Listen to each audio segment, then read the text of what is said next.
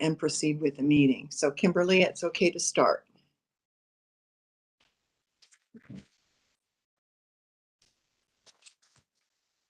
Good morning. President. Mm-hmm. Oh, I'm sorry. Go. Okay. Good morning. I'm Linda Simmons, and I'm the TriMet Board President, and I want to welcome you to the TriMet Board of Directors meeting for June 22nd, 2022.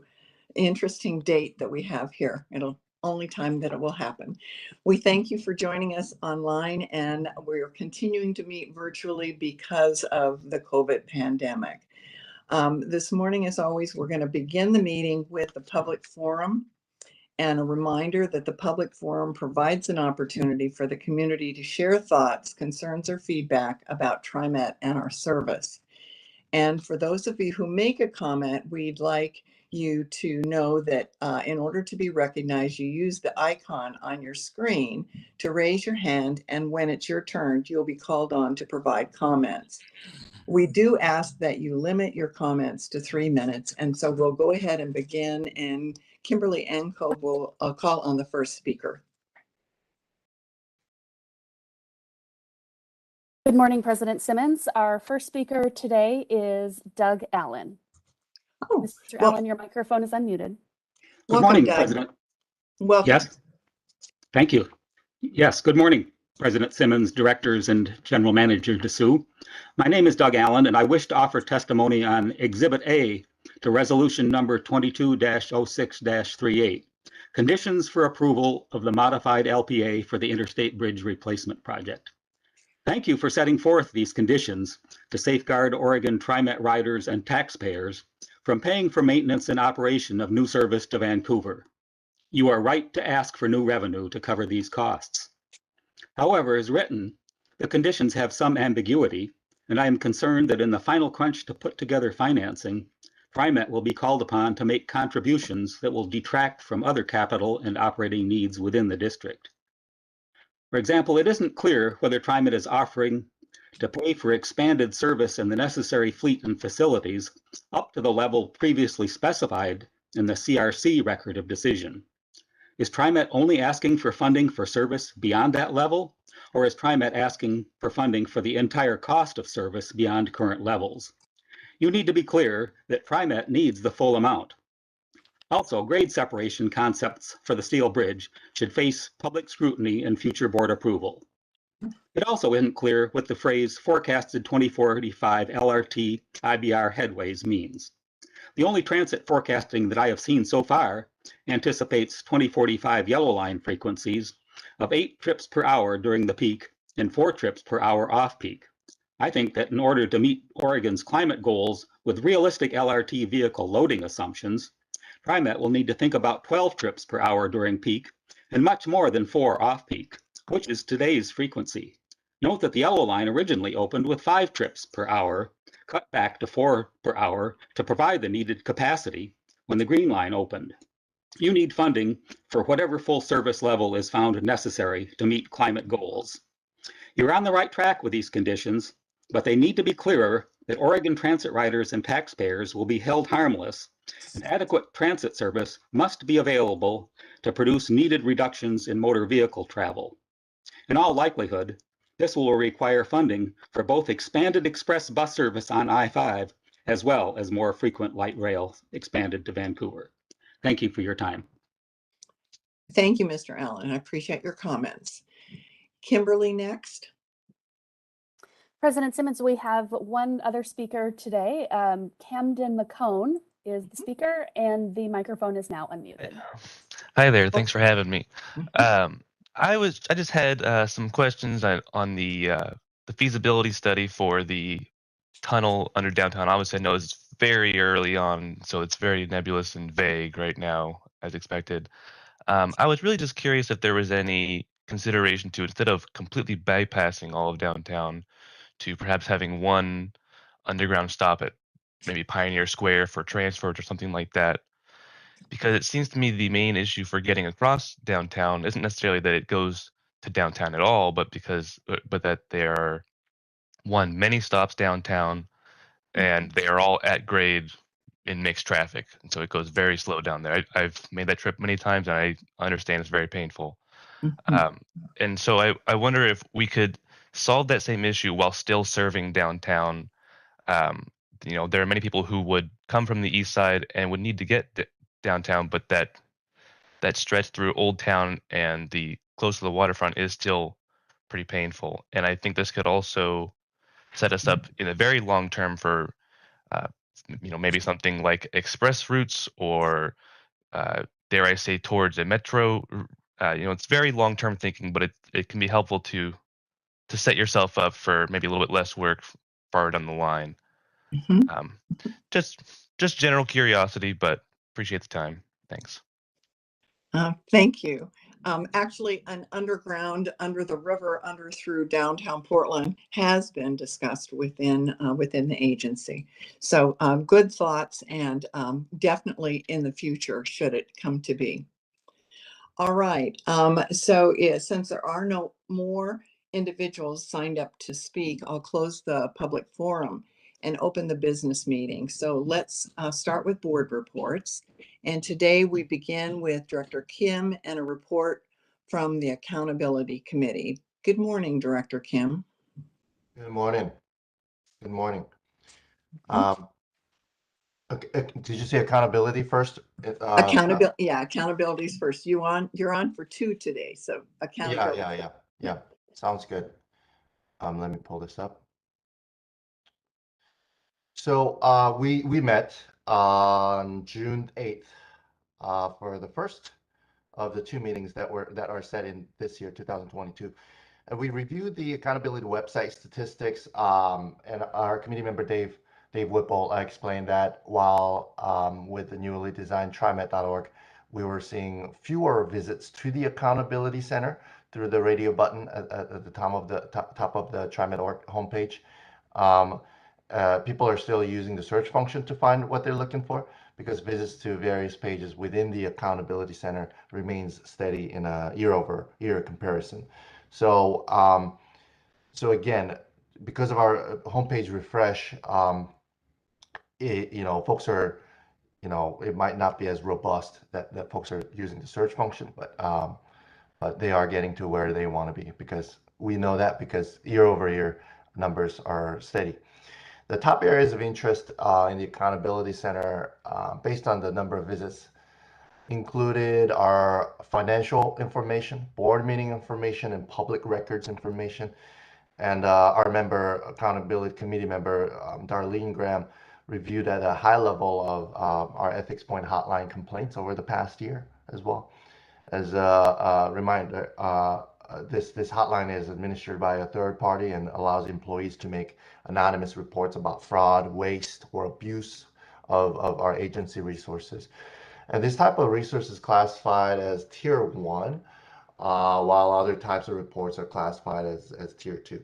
And there are 11 total reports in the preceding 12 months, and with 3 of them being the Tier 1, alleging fraud, waste, and abuse. The remainder were either requests for safety assessment or employment-related complaints, and these Tier 2 reports were routed to the appropriate division for investigation and follow-ups as well. We also reviewed a number of older documents and materials on the accountability pages that get uploaded regularly, like our annual approved budgets or monthly check registers. Some of these materials dates as far as back as 2013 or 14, when TriMet first set up the Accountability Center. After confirming with the Public Records Department that they received very, very few requests of this dated material, the committee determined that most items more than 5 years old can and should be removed from the page so that users can find recent and relevant material more easily. To be sure, this older material dating, back let's say to 2013, can still be accessed by public request functionality. So, but it just allows for users to find, recent and relevant materials more easily. Our next accountability committee meeting will be in December, first week of December. And that concludes my report. Thank you, Director Kim. I can tell you I'm one of the individuals that regularly looks at the accountability website and draws historical documents. It's actually valuable, very, very valuable. Do any other board members want to make any comments? Director Bauman? Thank you, Director Kim. I want to be sure that I heard correctly in the ethics point reports. There were in the past 12 months 3 reports of fraud, waste, and abuse. If I have that That's right, correct. Did you have any indication of how those were resolved, or can you give any information about Yeah, them? yeah. So they're all resolved to satisfaction, and so no outstanding red flags. So to be sure, there are a total of 11 reports in the past 12 months, preceding 12 months.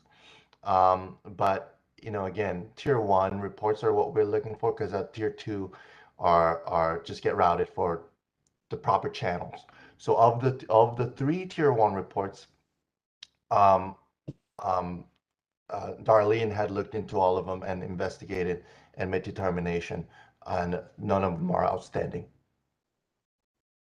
Okay, thank you. Yeah, that's important. I appreciate that. absolutely. Yeah, fraud is one thing, but waste or abuse of our resources, yeah, we certainly don't want that. So appreciated that. And we've on a side note, so kind of we've also looked in, briefly discussed the mechanics of, I guess, the platform that we utilize for hotline complaints. Ethics Point is rather, very simple. It gets the job done, but I think we'll likely stick with the Ethics Point hotline. Although the staff, including Darlene, are looking into other platforms as well. That should come before our board for consideration for contract renewal for the Ethics Point with Navix by Navix. But that's for another day. But just a heads up that that's a platform that we use, and now that we're all primed to know that, oh, the hotline complaints gets routed through the platform called Navix Ethics Point. And so it's pretty user friendly and also easy to review on staff end as well. Great. Thank you, Director Kim. So today, Director Edwards is absent. So TriMet's Director of Accessibility and Transportation Programs, Margot Moore, will provide the update from the latest meeting on the Committee on Accessible Transportation. I see Margot. Good morning, Margot. Good morning. Good morning, President Simmons and members of the board. I am Margot Moore, and I am the Director of Accessible Transportation Programs, which is our paratransit program known as LIFT. I will be sharing the CAT business meeting minutes with you today on behalf of Director Edwards, who is not with us today. CAT met on July 15th. Chair Jan Campbell called the business meeting to order at 9:01. Announcements for the chair. Jan Campbell announced that Zoe Presson and Arnold Panich will be leaving CAT, and thanked them for their participation and advocacy during this time with CAT. We also discussed the annual CAT Luncheon, which will be held on July 29th at the Chart House Restaurant from 12 to 2. We advise members that may need transportation that they can meet at the Transit Mobility Center on 5th and Davis for a lift shuttle to the restaurant. CAT Executive Committee nominations took place at this meeting. Claudia Robertson was nominated and re-elected to the vice chair position. Anna Diana Johnson and Patricia Kepler were nominated and elected into the member-at-large positions. LIFT Contractor Report. Eileen Collins reported that procedures are being revised in regards to informing customers about alternate formats that are available for LIFT customers in response to a letter received from a vision-impaired customer. LIFT customers may request an alternate format from LIFT Customer Service, LIFT Eligibility, or make an update in our online web portal for LIFT. Eileen also mentioned LIFT is reviewing options regarding fund latency for recertifying customers when a new LIFT HOP card is issued for those that utilize fixed route as well as LIFT. Charlie Clark stated the Access Transit Fare Assistance Program will be starting up their website next week and is hoping to have applications for the program available in July. Jonathan Lewis from TransDev thanked everyone for their patience as TransDev starts their transition in July into the Lyft Contract Center Management role, which encompasses our reservations, customer service, dispatch, and schedulers. CAT comment, Director Edwards commented that TriMet should identify a solution that does not leave riders without a viable hop card when their eligibility expires, while the new hop card is in the mail. Dave Daly thanked the Lyft team for the efforts undertaken for the Lyft fare assistance and shared concerns about ensuring the right community partners are engaged throughout the service district to get needed fare assistance into the hands of people who need it the most. Public comment was made by Catherine Woods, who voiced concerns that Lyft riders that are unable to utilize computers will have increased difficulty. Eileen assured her that Lyft will continue to have people available via phone. The board report, Director Edwards reported that he met with General Manager and President of the board regarding the use of positioning of bus wraps and tint, which obscure visibility and hinder wayfinding on buses and trains, particularly for those that are vision impaired. Follow-up will occur with more information at a later time. We also were given a presentation by Fiona Lyon and Guy Ben of TriMet. This was in reference to the Regional Transit-Oriented Development, known as TOD. Guy presented an overview of the Regional TOD guidelines and the aim of building on the approved guidelines to increase transparency and accessibility to the TriMet properties. The current plan identifies high-priority sites for development and improvement through quantitative and qualitative criteria. CAT comment, Claudia shared her concerns that CAT often gets engaged after decisions are made about design and accessibility needs to be discussed and reviewed with CAT at the initial outset of a project. Public comment, Catherine Wood, again stated concerns regarding path of travel accessibility and reasonable walking traveling distances to TriMet properties. She stated that it seemed like CAT was receiving information in hindsight. There were no other further business, and CAT Chair Campbell adjourned the meeting at 11 o'clock. And that concludes my report. Any questions? Thank you, Director Moore. Does anyone have a question? I'm not seeing one. That was an excellent report. Thank you. Very thorough. Now we're moving on to Vice President Irish Bauman, who will give an update on the Finance and Audit Committee. Director Malvin? Yes, thank you. Good morning, everyone. The Finance and Audit Committee met this morning before the board meeting, and there were two items on the agenda.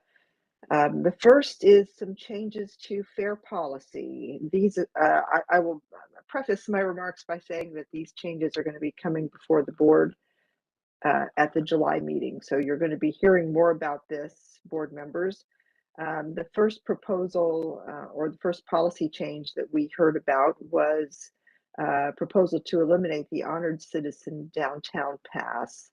That is a pass that is available only to individuals who qualify as honored citizens who live in the downtown area for use in the downtown area. And this was created in 2012 when the downtown free fare zone was eliminated. It's a study of the relatively small number of users of this program shows that it's the very few of the folks who have these passes are either minority or low income. And so the determination has been made is that the program isn't benefiting the population for whom it's intended, which was to be minority and low income populations. So this pass is being proposed for elimination in the near future. And again, board members, you'll hear more about this next month. There was also a presentation at the Finance and Audit Committee about discontinuing Lyft paper monthly and 20 ride punch cards. Paper Lyft single ride tickets would be retained. Part of the reason for this discontinuation is that Lyft has transitioned to hop cards, and the hop system is really more beneficial to Lyft users because they can earn their monthly passes as they ride instead of paying in advance for a monthly pass or a 20 ride card. This program will be phased out by the end of the year, and again, the board will be hearing more about this next month. The second item on the agenda was a service reduction update. This will be part of the general manager report to the board this morning, so I'm going to touch on it just very briefly. We heard from excuse me, Tom Mills about some temporary service reductions that are being anticipated that are associated with the ongoing operator shortage. Even though the numbers of applicants for bus operators are increasing, it's expected that the ranks of bus operators won't be fully filled out for some time, and for that reason, some service reductions are required in the fall to kind of align the service with the operators who are available. And I will stop there, and happy to answer any questions.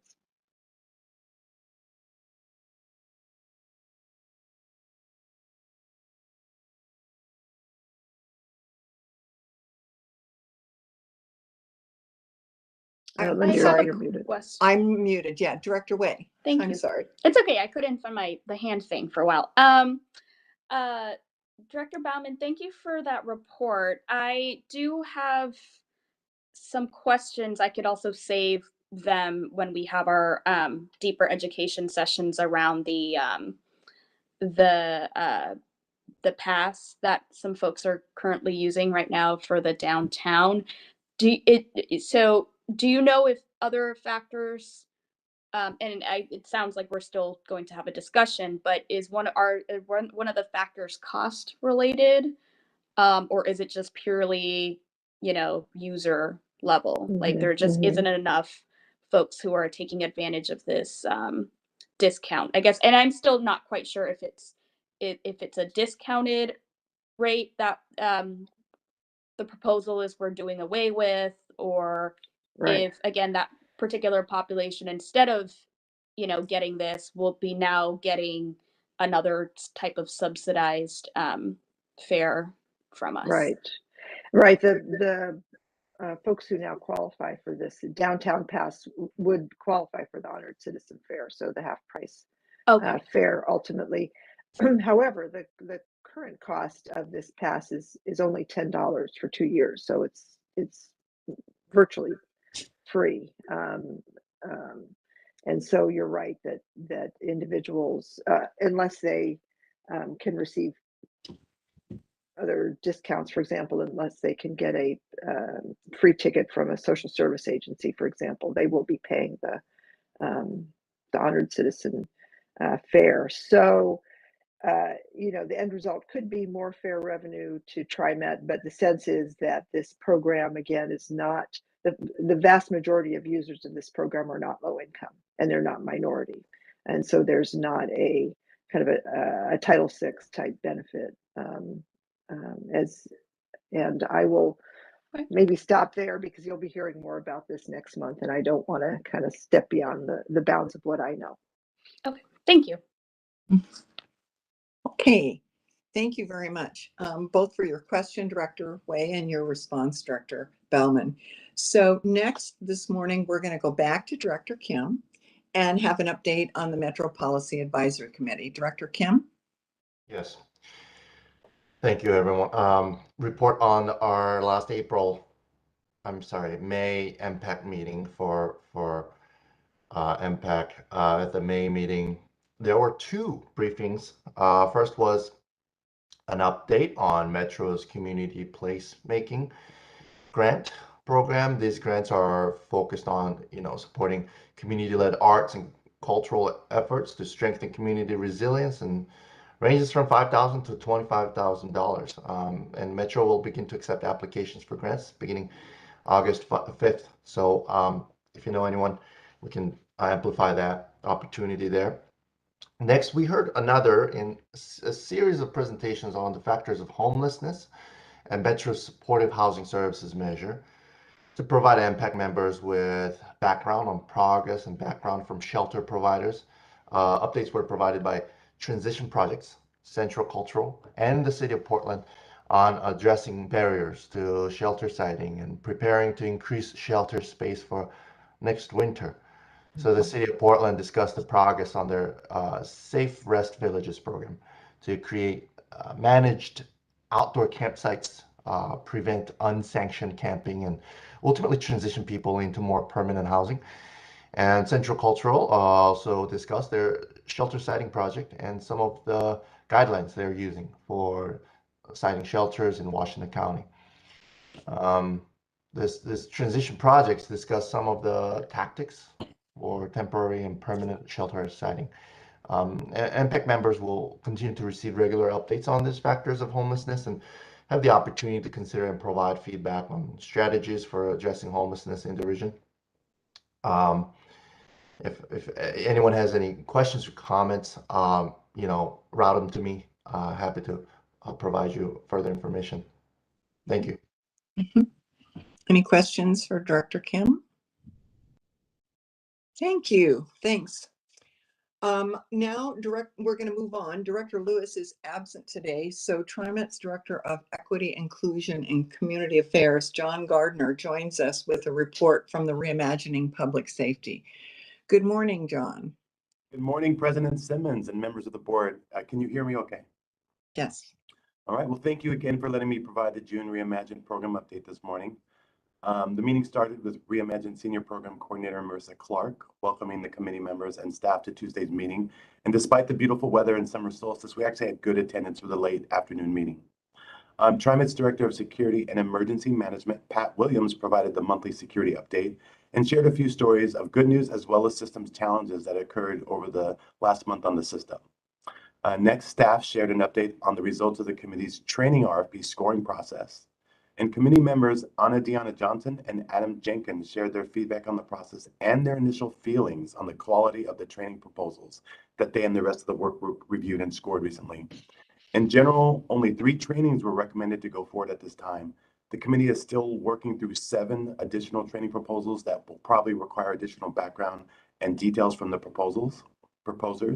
TriMet staff will also be restarting direct conversations with community-based organizations, specifically in the areas of training for those frontline training for to support individuals experiencing mental health crisis on the system, as well as frontline training for staff supporting houseless riders on the system. Next, the committee walked through a new outline for the TriMet Quarterly Safety and Security Report. We discussed a list of potential security elements that can make up the basis of this quarterly report going forward. Over the next few weeks, Reimagine committee members will be taking those elements back to their home agencies to work with their colleagues and coworkers to get feedback and submit their ideas so we can have a draft report for the Reimagine meeting in July and hopefully have a final report by the September meeting. Overall, it was a really good meeting, good attendance, and great conversation. And I can take any questions if you have any.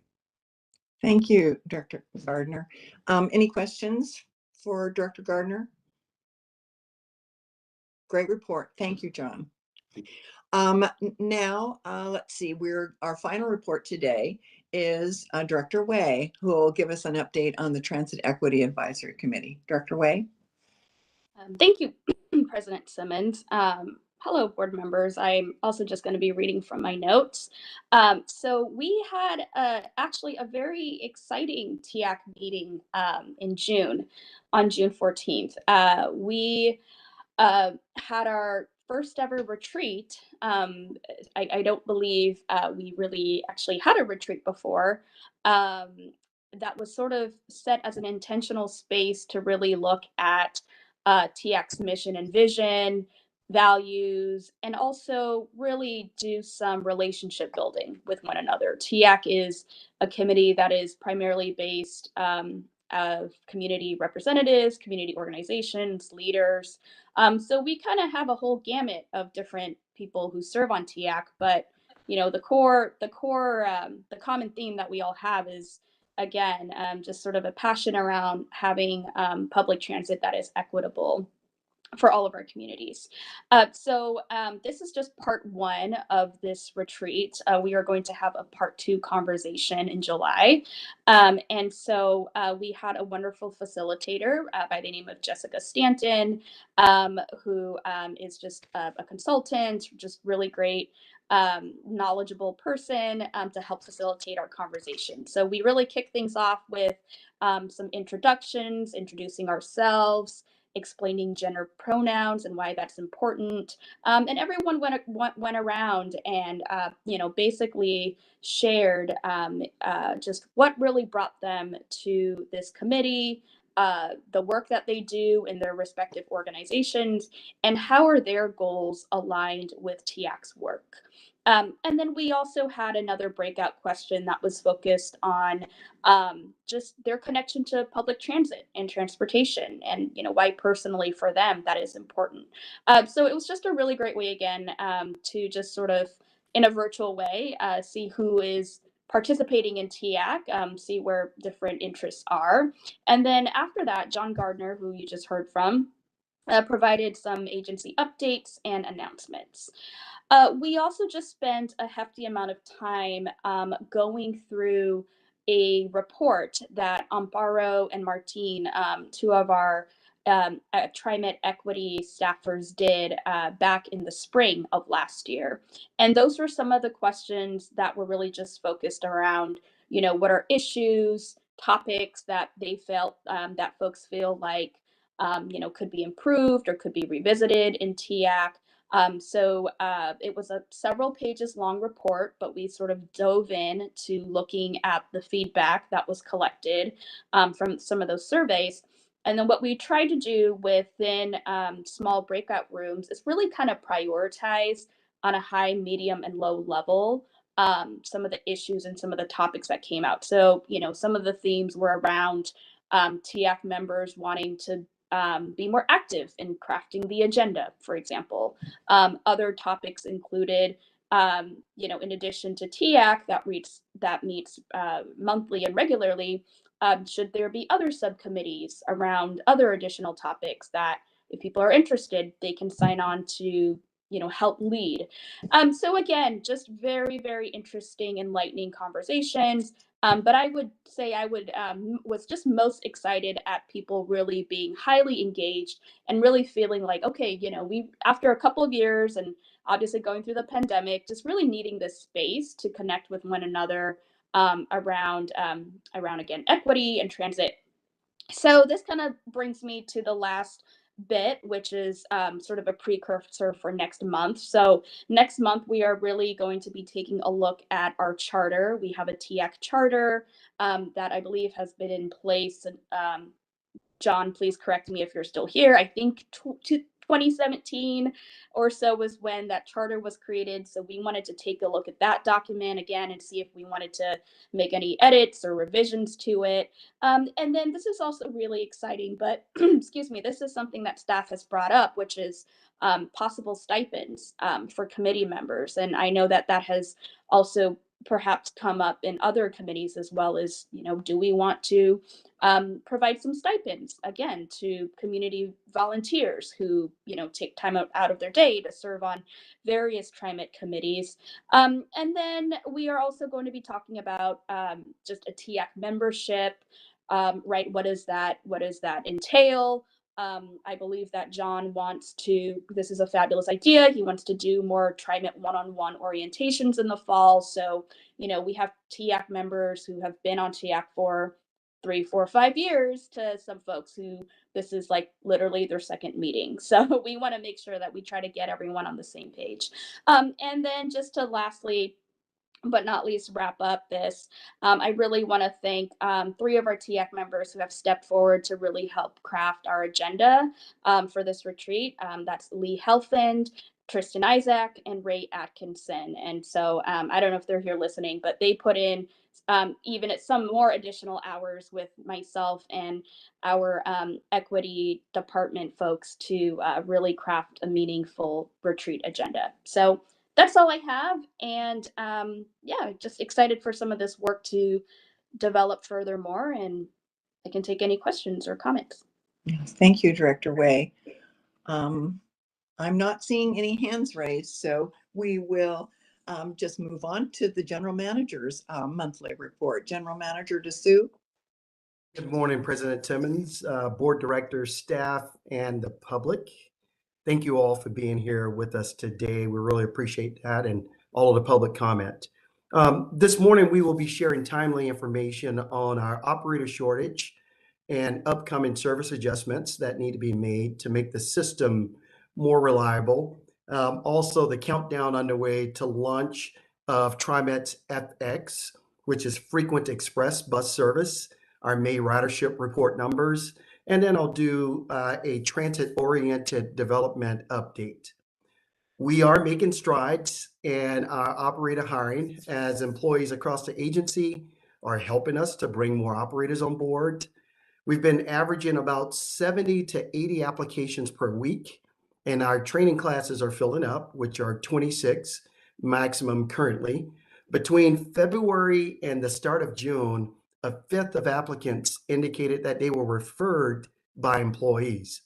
We are offering a modest bonus for employees who refer candidates, but I believe so many referrals shows the commitment of our workforce boosting our ranks. So really appreciate our workforce. But unfortunately, despite all of our efforts to hire operators, we're still in a deficit, and we will be for a couple of months to come.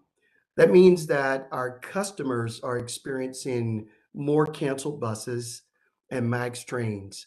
And because of this, we must take a step that none of us want to do, but it's really needed to make the schedule more reliable.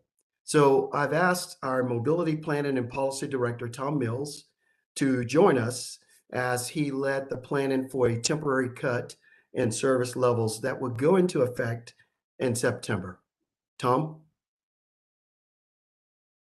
Good morning, everyone. Thank you for having me. And as Sam mentioned, this is not a conversation that any of us look forward to, but unfortunately it is needed given the state of affairs with operator shortages and wanting to remain reliable for our customers. So if we can switch to the next slide. What we're showing you here is a graph showing missed trips for the month of May. Typically, what happens when an operator can't be there for work, whether it be they're sick, they're on vacation, or if we just didn't have enough operators to fill out all the runs, we have a kind of supply of operators, we call it the extra board, that fill in for operators who aren't able to work. But when that extra board gets used up and we still have unfilled runs, the garage managers do an incredible job of reaching out to operators who have taken their days off, and many operators do come in on their days off and work for us. But sometimes we're just not able to fill all the runs. And as our operator shortages have increased, we've been missing more and more runs. And you can see in this graph, there are days when we're approaching 90 missed trips a day, and it just seems to kind of be getting worse. If we can go to the next slide, please. So if we project out into the fall, using our average attrition rate of 16 bus operators leaving per month, plus the additional service hours that we expect to have for division lines, FX to division, we can kind of project out how many operators will be short in the fall. What you see in that blue bar are possible class graduate graduates per class. So our typical class is 26 students. However, we haven't been able to fill a class all the way up to 26 for some time. Now that is changing, but in the past we haven't. So at one point we were only graduating about 11 students per class. That's a class size of 13, so not even the full 26. But if we assume that things are going to get better and we have class sizes of 26, you can see that we can then assume maybe 22 graduate or maybe drop out during training. That would still put us short 32 operators in the fall. Now we are hoping to increase our class sizes, our ability to train more folks at one time to 33. And so if we're able to graduate about 28 per class between now and the end of the year, we expect only a shortage of about 4. So that would be really manageable. But the 32 is kind of where we're targeting here. And in order to remain reliable, emergency temporary service reduction would have to be put into place in fall of 22. And I should say that would be September 18th of 2022. Next slide. So how are we going to go about doing this? What's the approach that we want to take to this? So our view is it's easier to not improve service as much as we had planned to improve service rather than take service away. So the first thing we decided to do is look at what is it that we plan to improve for 2022, and maybe we can pull back on that a little bit. Still make improvements, but pull back a little bit. As well as look at low ridership bus lines that don't serve a large concentration of Title VI communities, as well as look at some of the peak service on our frequent service lines. The frequent service lines largely haven't been reduced at all since pre-pandemic, but they do have some peak service on them that is not being used as well as much as it was before, and so that's a place where we can maybe reduce. Next slide, please. So more specifically, looking at kind of those 3 buckets. The first being, okay, well, maybe we don't upgrade as much as we said we were going to upgrade. So the division FX, or I guess I should say FX2 division, we had planned for 6-minute peak service, 12-minute service all day. And we would still do that, although the peak service would be for less amount of time in the rush hour. In fact, we would really minimize it to the bare minimum, and the majority of the line would just be 12 minutes all day, which is still a really high frequency and greater than what our frequent service standards are and typical of a bus rapid transit line. Additionally, we had hoped to increase weekday service on line 10, which is taking over for some of the line 2 that the FX line will not take over. Instead, we're going to hold that frequency at the rate that it is today. But the good news there is we are still planning to add weekend service to line 10, and that is because, again, it's taking over for a portion of line 2 that the FX line will not take over. The next bucket is reduce or suspend. Really, I should change this to say cancel service on lines that have low Title VI communities as well as low ridership lines. So the lines that you see that are bolded are line 50 and 92. Those would be lines that we want to go ahead and cancel. Those lines are very low ridership lines. They only operate during rush hour. They're intended to get people to either directly to downtown or get people to Sunset Transit Center where they go to downtown. And again, with people working from home, they were low pre-pandemic and now they're even lower. Lines 1, 18, and 26, those also are lines that have low ridership. However, they do have good ridership for getting kids high school students to class, to school. So we are recommending that we reduce those lines, but we maintain the high school trips. In fact, that's all that we would keep on those lines are the high school trips. And then lastly, lines 81 and 82. Line 81, we actually added some service to that line during the pandemic because of capacity restrictions. That line serves an Amazon distribution center. But now that we don't have capacity restrictions, we don't need the extra service, and we can accommodate the folks with the capacity that we had prior to the pandemic. And lastly, line 82 is a low ridership line that we recommend serving hourly. And then the last bucket is reducing weekday peak service on frequent service lines. Line 8 specifically is a line that we really didn't reduce this service at all during the pandemic. It goes to OHSU, which is why we didn't reduce it. However, it has a number of trips that run from downtown up to the hill only, and the reason they're there was to deal with overloads. So, you know, it starts in Northeast Portland and it would fill up, and then when it got to downtown, people would transfer and it would get overloaded. So we added trips prior to the pandemic to be able to accommodate that. Well, we don't have that problem anymore, so we're looking to take those trips out. Additionally, line 9 and line 72, those are lines that have a lot of service, but they have even extra service in the rush hour that really isn't as necessary.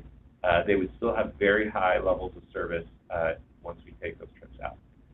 Altogether, we would save 40 operators. As I mentioned, you know, we have that target of 32 or so, but this 40 operators gives us a little bit of space to play with here. Can we go to the next slide, please? So I just want to show where it is we're talking about. So the line, you can see the Division FX line and the line 10. Again, this is not taking something away, but just not improving to the level that we had planned to improve. The next slide, please. These are the lines serving low Title VI communities and low ridership routes. The dark lines are the lines that would go away. You can see one going to Beaverton. That's an express line. It actually only serves the outer Beaverton portion. The rest of the way, it doesn't stop until it gets into downtown. Again, it was from an era when people had bedroom communities and commuting into downtown. That doesn't really seem to be the case anymore. And then the line 50 is the one above Highway 26. I will point out there will be an adjustment to the lift boundary, but we would want to go ahead and grandfather anyone who's used Lyft in that area over the last year. They would be grandfathered into the Lyft program, but we wouldn't we wouldn't add new Lyft customers. And then the gray lines serving downtown Portland, those lines are the ones that we would only have serve the high school trips. And then the lines in Gresham and Troutdale are the two lines. The one in South Gresham is the hourly line, and the other one in Troutdale, just a handful of trips that we added during the pandemic to serve Amazon. Next slide. And then lastly, line 8, line 9, Powell, and line 72, which is Killingsworth and 82nd Avenue.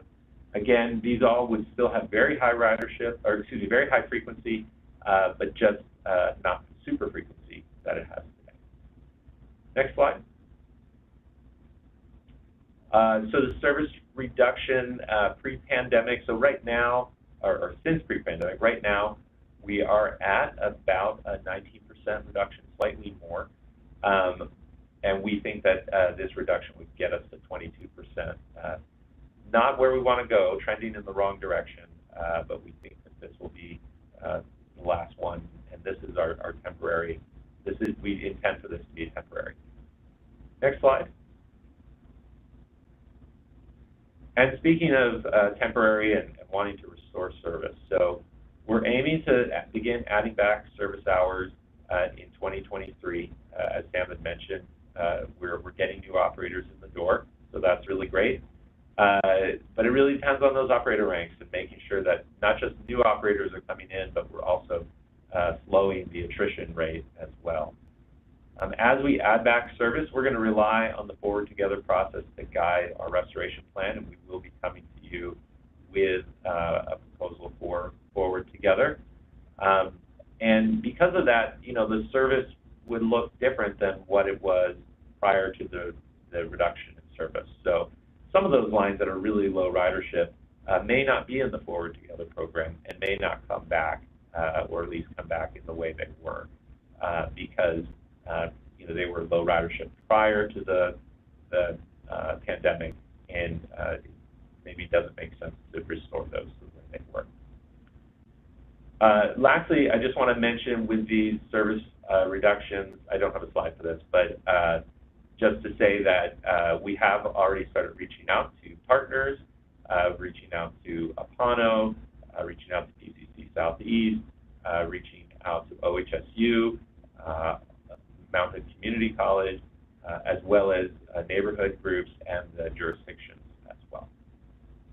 And with that, I'll take questions.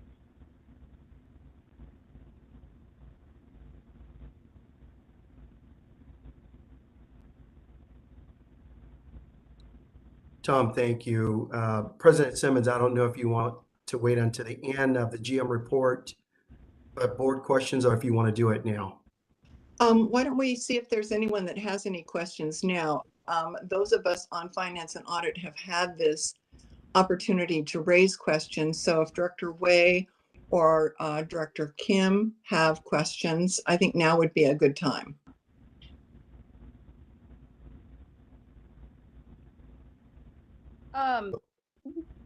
Yeah, I think my question would be, are we doing anything with community colleges, other sources where, again, we can kind of draw from a workforce that we need? Because I'm looking at things from also just a long-term, how are we going to replenish this operator shortage workforce issue? So I'm just curious if we have any plans around that, short-term, long-term strategies, more collaboration, again, more partnership. I'm just using higher education as an example, but Sure. Yeah. I'll do my best to answer that, but I'm also gonna ask if Kim Sewell is able to be brought on. I think she's on the webinar, our Executive Director of Human Resources and Labor Relations. I do know, I'm pretty sure that we are doing something particularly with community colleges and trade schools for our kind of maintenance and trying to fill positions in maintenance.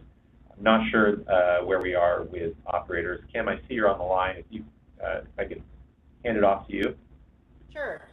Thanks for the question, Director Wei. Yes, we have a lot of partnerships and contacts with the local community, different community agencies, trying to draw from their programs for all of our workforce. And we've actually expanded our job fair efforts, our recruiting efforts, really trying to make sure that we are reaching out and connecting with all of those potential sources for employment. And there's even some efforts we're looking at to look at some of the minimum qualifications on the jobs to see if there's a way to directly connect with both high schools and colleges. So all of that is on the table for sure. Director Wei, I would also say, one, just to let the full board know, and just 2 weeks ago, I was down in San Diego, and one of the things that Kim and Angela and her team, recruitment team, we are also recruiting in different cities and different states throughout the United States. And I had several CEOs down at the conference tell me to stop poaching their operators from their states and cities to bring them to Portland. So Kim has done a really good job with her recruitment team as working with all of the local partners, all of the business owners and stakeholders to get that information out there.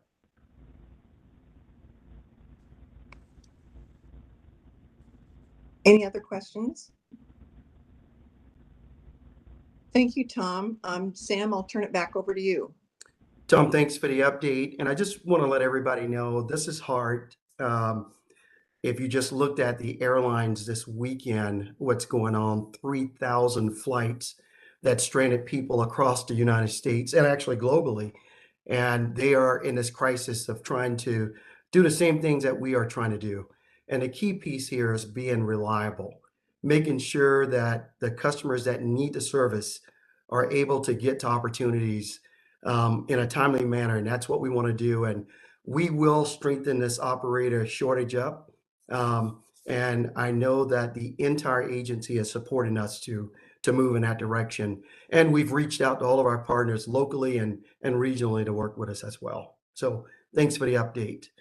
However, despite the operator shortage, TriMet and the community will have something to celebrate in September. And that's the launch of our Frequent Express FX. It's a new type of bus service. More than 2 years of construction on Division Transit is coming to an end. It's nearly completed.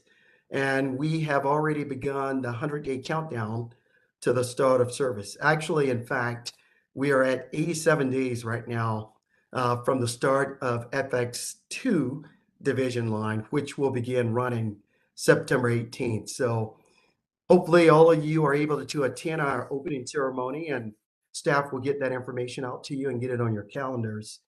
We will be operating our new 60-foot articulated FX buses. They're going to run every 12 minutes. And the majority of the day, we will carry more riders than our standard buses. We will have transit priority lanes and signals along that route. There will be multiple door boardings on the buses and then multiple bag storage on board. That bus will move riders faster and more efficiently from Gresham into downtown Portland. A celebration day is in the works, as I stated, on September 17th. You will all be notified, if not already notified. That's the day before FX service start running. Next, I want to just give you a quick update on our ridership. We provided nearly 4.5 million rides in May. While that's down 46% from May of 2019 before the pandemic. However, though, the key here, it's the second month in a row that weekly ridership averaged more than 1 million rides a week. So in fact, rides increased by more than 176,000 rides in May over April, and our weekly ridership was up by 25.5% compared to May of last year. So I truly believe that people are coming back to the system, and we need to make sure we take care of this operator shortage issue so that we can put more service out on the street. Lastly, I'd like to provide an update on our transit-oriented development program and also what our TOD team has been up to. So this month's presentation will focus on the efforts that have been ongoing in order to create a regional TOD implementation plan.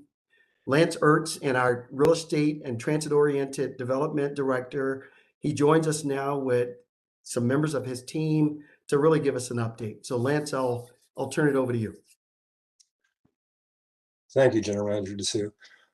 Good morning, President Simmons and directors. As the General Manager mentioned, we're here today to give you an update on one of the important pieces of work that the TOD team has been pursuing over the last year or so, and that's our regional TOD implementation plan. And we will also give a just really brief update on the status of the Hollywood Transit Center project after we've talked through the regional TOD plan. So next slide, please. As you'll recall, in May of 2020, the board approved the adoption of TriMet's Transit-Oriented Development Guidelines. And the guidelines are really the backbone of our work, and they set out the overarching principles, goals, and strategies for the TOD program. The work we've been doing on the original TOD implementation plan is really designed to put a finer point on how the program will operate, how sites will be prioritized for development, how that development will occur, including things like community engagement and transparency, both on a program level and a project level. I also like to point out that this work was fully funded by a grant we received from ODOT, so thank you to ODOT for that. It was very, very helpful in helping us get a consultant on board to help create our plan. As everyone knows, TriMet's business plan also highlights TOD as an important tool to support its sustainability and equity goals. And I think everyone here knows and agrees that TOD has been an agency priority over the last several years. Next slide, please. So why do we want to create a regional TOD plan? For many of the reasons I just kind of touched on, we wanted to build on the TOD guidelines and give ourselves the ability to have a document that provides more direction on how we're going to implement the guidelines. We wanted to increase transparency for the program. When the TOD guidelines are being adopted, we heard a lot about that, about transparency, and we've done, I think, a very good job. We have a TOD website now that sets things out for anyone to see, but we also want this process to increase transparency for the program. The TOD plan will establish community engagement guidelines, which is also a priority for both the program and the community, as we heard during the adoption process for the TOD guidelines. Provide a site inventory, evaluation and prioritization process for the sites that TriMet owns that are potential development sites. So kind of get a handle on what we have, establish a process for how we're going to evaluate the sites that we have, and then prioritize sites that are potentially ripe for development. Development typologies, really consider what types of development might be appropriate for each individual site that we have in our inventory. There's a strong focus on affordable housing right now, but maybe not every site is best for affordable housing. Maybe we want something else, retail or office or whatever the case may be. So evaluate that, which typology is appropriate for each site, and provide an implementation framework. Help give us some guidance on how we're going to do our work and implement these development projects. So that's a broad overview. I'm now going to turn it over to my colleagues, Fiona Lyon and Guy Ben, to talk through the implementation plan in a little more detail. Great. Yeah, thanks for having us. Fiona Lyon, Design Manager. So this is a really exciting time for TriMet in the region. For anyone aware of the 2040 growth plan that the Metro region has set out, this plan really helps TriMet gear up and deliver upon the land uses that we've long envisioned kind of around our existing and future transit assets. And that's really to create a vibrant, compact, mixed-use neighborhood and provide those sustainable kind of growth measures that Lance mentioned. So a lot of other transit agencies are also doing this process, really developing a transit-oriented development program, looking at their real estate holdings, and really trying to identify future opportunities. So the whole goal of this plan is really to serve as a roadmap. So we are here, as shown in the red box, developing and crafting this regional TOD plan. We're working with some local consultants, MIG and Echo Northwest, and really leaning on their expertise in planning and real estate. We've developed an advisory stakeholder group, and that's really made up of housing, community, and land use experts who have a regional representation and really have helped shape the development of this plan criteria, engagement guidelines, and just general best practices. And I would say we're also working with our jurisdictional partners to really understand, how we collaborate on these sites, position them, change zoning, sort of improve the existing components and qualities around them. So really, before we leave this slide, I just want to stress that this plan is not determining a use on specific sites. The purpose of this plan is really to provide transparency so that all of our stakeholders, community members, developers, partners can really understand how TriMet is implementing its plan and where we can interact to advance these projects for implementation. So it's really to give stakeholders a voice and understand, their voice is important throughout the whole process as we kind of tee up projects for the community. So if we go to the next slide, I'm going to kind of walk through the framework. Just really kind of broadly, it's got 4 general steps in the plan. Again, it's really kind of inventorying and determining if our real estate assets are viable as a TOD project. So step 1, just purely collecting, what do we even own? Where is it? Step 2 is really collecting like existing features about those sites. So looking at the size and the shape and adding some qualitative and quantitative metrics to those. very data-driven. Step 3 is more of an objective screen. We've got 3 broad considerations: TriMet core needs, equity lens update, and a opportunity index, and I'll get into those in a minute. And step 4 is really making sure that we're balancing our investments and our time and energy, across the region. So looking at prioritization of TOD sites and how we implement those further. So as you can see on the left in the gray box, this is really sort of the framework of our plan. Again, it's to understand the TOD sites that we own. Are they viable sites for future development? And if so, they break off, they will become their own projects that will have further site planning, engagement, and a delivery framework. So if we go to the next slide, I'm going to kind of walk through a bit more of the first 2 steps on the left. Again, it's really inventory of what we have. Look at these many different characteristics, a lot of spatial components. And so quantitative metrics, that's more of a binary sort of yes, no. What is the zoning? What is the connectivity, access to jobs, access to amenities, grocery, park, open space, healthcare, all sort of very measurable things. We also have a qualitative analysis, and that's really looking at the more fine-grained qualities. Is there a mix of uses already around a site, or is it surrounded by vacant parking lots? If there's a bus stop, is it purely a bus stop, or is there a transit shelter? Is there lighting? What is the sort of qualitative aspect to the site? And then on the right side of the screen, we have, again, our 3 sort of objective screens that will apply in step 3. TriMet core needs for operations. This one's really important to the agency, just making sure that we're connecting with everyone internally to understand footprint and future needs that need to be considered on site. So for example, if there's a site we own where a operator restroom is incredibly needed, making sure that we can fold that into the future site planning. B is looking at an equity index updates. We have CDC's social vulnerability index, as well as TriMet has its own equity map. So really trying to make sure that we know which communities would really benefit most from our investments and making sure that that is prioritized. And the third is what we're calling an opportunity index. That really aligns with investments and the sort of broader landscape of what our partners are doing. If the city or county is investing in a particular corridor, or there's resources through a bond measure that was just passed, how can we really leverage what we own to meet the needs of adjacent sites and adjacent investments?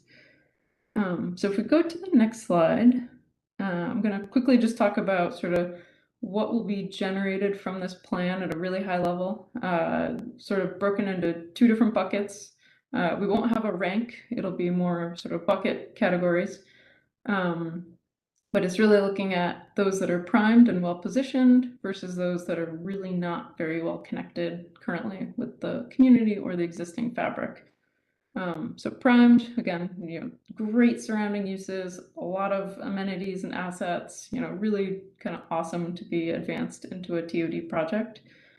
Catalytic, it's sort of a site with a desert around it, a lot more investment needed. So this plan will help really identify what that additional investment is so that we can work with our partners to really leverage making those sites better into the future. And then the next slide, really just talking about kind of our goal. We're trying to layer in a density of uses around our transit assets. We're really trying to make those livable communities. It's a key part of our sustainable growth as a region. And so it's really, I think, important to remember that TOD, or transit-oriented development, it comes in many different shapes and forms. As Lance mentioned, we hear a lot about the need for affordable housing. That is kind of at the front of our mind. But we also know that there's a desire for more job creation, more childcare facilities. Some communities are already saturated with housing need and really need a coffee shop or a small retail to create a little bit more placemaking within their community. We also know that some of our partner agencies have larger capital investments that they're thinking about like community centers or libraries. And so really, we're just trying to make sure that we're creating that mix of uses around our station areas. I think we've learned from COVID that, you know, a mix of uses in our community is really kind of what creates the best land use into the future. So again, yeah, this exercise is really just trying to understand what we have versus what the potential options are into the future. And with that, I'm going to hand it to my colleague, Guy Ben, to kind of summarize, you know, what we do next. Thank you, Fiona. And next slide, please. Good morning, President Simmons, board directors. My name is Guy Ben. I'm the program manager for transit-oriented development. So I'm going to talk through quickly just how the next steps for the plan. You know, ultimately, as Fiona and Lance said, it's all about giving transparency to stakeholders and delivering an understandable plan that can flex and change to community, agency, and climate needs and opportunities. And so the plan shows how TriMet goes about prioritizing sites, and then ultimately sets out, it provides an implementation toolkit, which allows us to take those priority sites and then drive them from a sort of site towards an actual TOD project. So within the implementation toolkit, there is the filter that defines the site prioritization. We identify community needs. You know, our role as a service provider is to serve the community. We provide those guides on public engagement, and I'll talk a little bit on the next slide about the different levels, so that we can give the transparency and so that all stakeholders can participate in the process as we go through the process and not purely at the end once we've made some decisions. As I said, we talked about transparency. We want to showcase partnering opportunities to both our community groups and to developers, and we want to promote supportive land use and actions and identify funding mechanisms and incentives. Next slide, please. So for the stakeholder and community engagement piece, this slide simply shows the 3 different levels where stakeholder engagement has and can occur. At the regional level, as we mentioned, we've had regional groups, land use experts, community experts with regional footprint provide us input on how we assess sites and the relative importance of different metrics. At a regional, a sub-regional level, we do community, sort of local station area planning work, and we've been engaging with community groups on the west side and east side of Gateway and Park Rose. And then once we get to individual projects, we will engage in depth with the local community, the neighborhood associations, individual stakeholders, business owners, residents, etc., to really focus on the design and the programming of each individual site. Next slide, please. So for next steps for this plan, we are, as you saw from the earlier graphic, we're about 3/4 of the way through, and we've conducted a lot of the individual elements, and now we're going to bring it all together into a single, concise, clear plan, which will be produced in draft and then finalized, and once it's finalized, published on the TriMet website. So that can act as a reference document for all stakeholders. We also intend to continue information sessions like the one today to daylight the plan and to inform stakeholders of its existence so they can refer to it, and it can continue to basically evolve over time.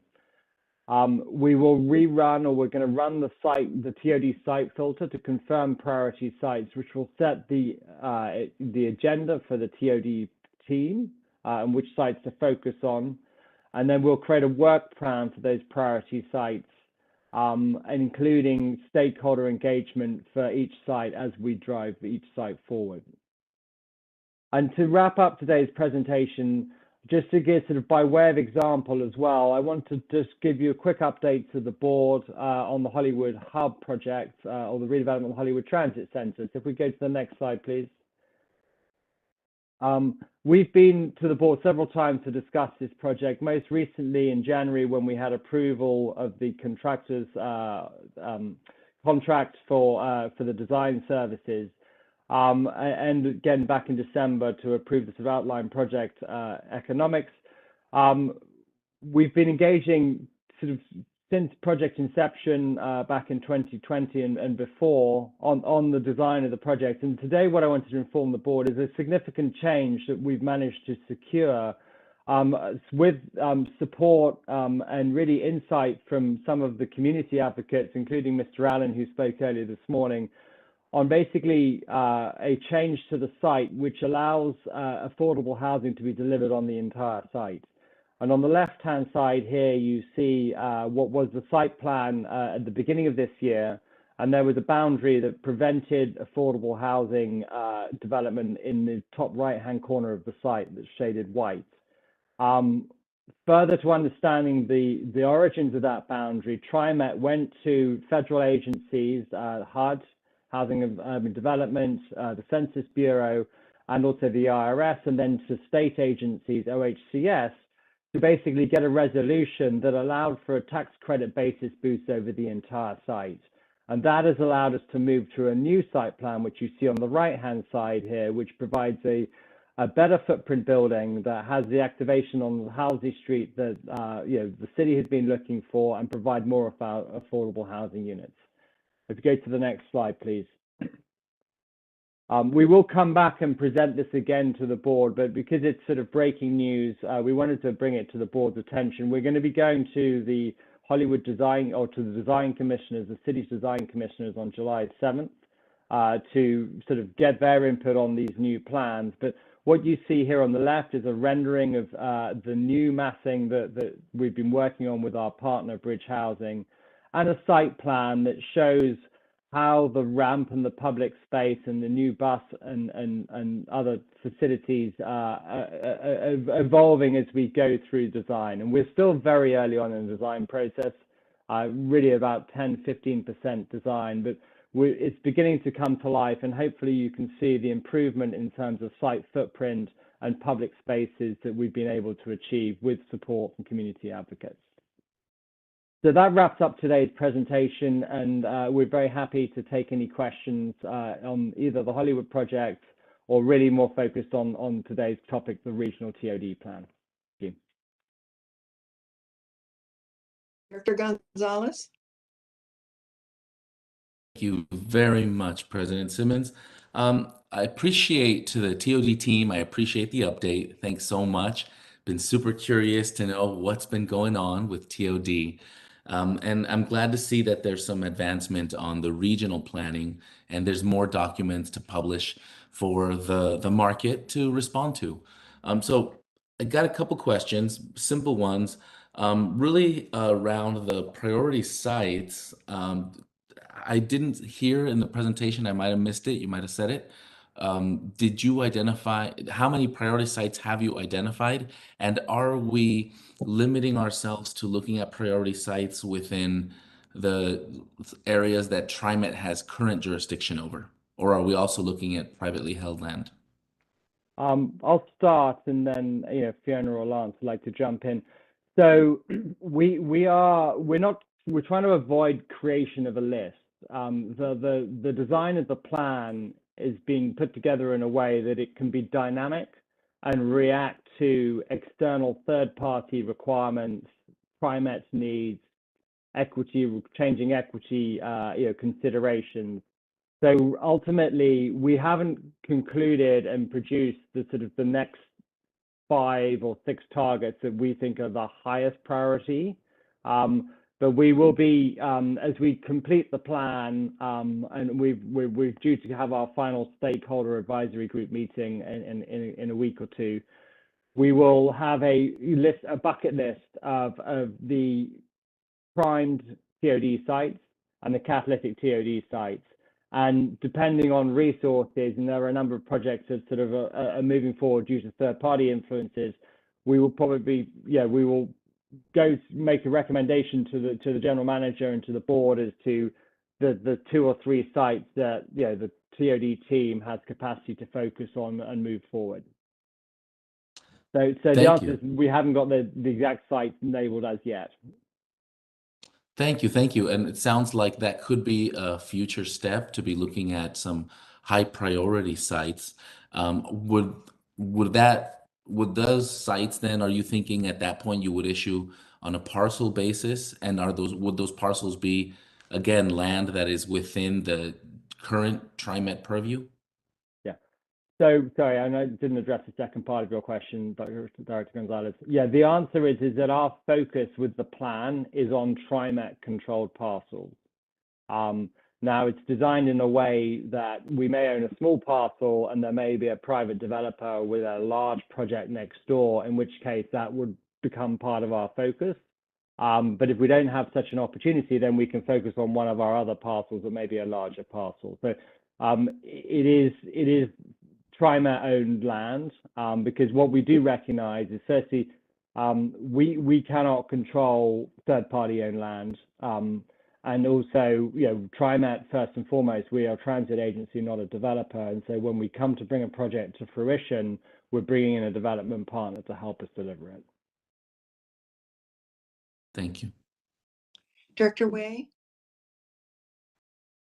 Thank you. I just had just a comment. First, I love obviously the affordable housing approach and working with bridge housing. I think that's fantastic. My other question was around that mural that currently, it's a beautiful mural that exists currently where I think the buses do their go arounds and where people hop on the Max. Will that be preserved? I hope so, but I wanted to ask. I know we're not even close to like construction, but in terms of the imagining of the site. It sounds like yes. Yeah. Okay. Fiona, do you want to take that one? I'll let Fiona answer that. Sure. Thank you, Director Way. Yes, so we recognize that the mural is a community asset. And so we are looking at in how we redevelop the site. The ramp is not up to code today, and it sort of prevents the future development. So we do need to create a new structure. We are very conscious of how the tribute gets recrafted into the future site plan. So we're looking at an inventory of, what are the assets and elements of it that people love, and really trying to shape it into the new design. So much more to come on that. We are working with the artist Sarah Farhat to understand and really create that approach. Thank you. I really appreciate that because I remember actually one of my first TriMet official board engagements was the commemoration of that mural and tribute, to the lives that were unfortunately lost with the Max stabbing several years ago. So thank you for engaging the artists and the community that was hopefully also impacted by that. Guy, I have one question based on the new schematics for the expansion of the building, and it has to do with it looked like there was some kind of an island on Halsey. There was this kind of oblong, and I know there's been community concern about bus access and the change of bus access. Is that intended to provide an area for buses to come into along Halsey? And is that an improvement from the perspective, if it is that viewed as an improvement by the many folks that had issues with the change in location of the bus stops? Thank you, President Simmons. Yes, it is that area that's on the south side of Halsey Street is a dedicated bus pull-in and drop-off area. We've done some measurements in terms of the distance from the existing foot of the ramp to the current bus stops to the new foot of the ramp to the existing bus stops. And ultimately, it's a small change. It is a small increase in distance. But we've also analyzed, the passenger transfer between Max and buses, and really the majority of bus customers here at Hollywood are either originating or ending their journeys at Hollywood and not transferring. There is a small amount that transfer, and we are considering those individuals. And actually, the transfer will be much improved because of the improved ramp. So and the improved environment around the ramp structure. So there's always a balance to make, but it's yeah, we have been working hard to basically make sure the design is optimal, and also to improve the crossing across Halsey Street for those passengers that are traveling into the neighborhood, because that is an excellent black spot that has not been addressed yet. Thank you. Director Baumann. Yes, thank you. I appreciate hearing about the process and the public involvement and creating kind of criteria for transit-oriented development. But I'll also say that, of course, we are in the middle of a housing crisis, and we're also in the middle of a very continued great reduction in transit ridership. And so we really need transit-oriented development as soon as possible. So I guess I'd like to just contribute my thought that I hope that we could really get going on identifying projects and getting started on construction. I understand the importance of process and community involvement, but a Gateway, for example, is a location that has been discussed as a place for transit-oriented development. And, I know you don't want to kind of jump the queue and you've come up with a process, but please, I guess, count me as a member of the community saying, let's get a housing constructed as quickly as possible. Thank you. We agree. Just super quickly on that point. We haven't stopped. We've continued to get interest from third parties. So we're talking to an affordable housing developer about a site we own out in Tualatin. The Fuller Park and Ride project is wrapping up construction and about to come online. Obviously, Hollywood's in process. That's been a complicated one, but we're continuing to do the work while this happens. It does take longer than I think everyone would like, ideally, but yeah. Okay, thank you. Yeah, and that Fuller Station project is a great one, and Yeah. so it's terrific that you're continuing to pursue those, and that should be a priority. Yeah. Thanks. Agreed. Okay, General Manager DeSue, anything else? All right, just want to thank Lance and Guy and Fiona and your team for being here today. Really appreciate that. And as the board has stated, let's keep pushing, and we'll give an update to the board as soon as possible. Thank you. And with that, President Simmons, that concludes my report this morning. Thank you very much. Very informative. I appreciate it. And because I had already heard the one about the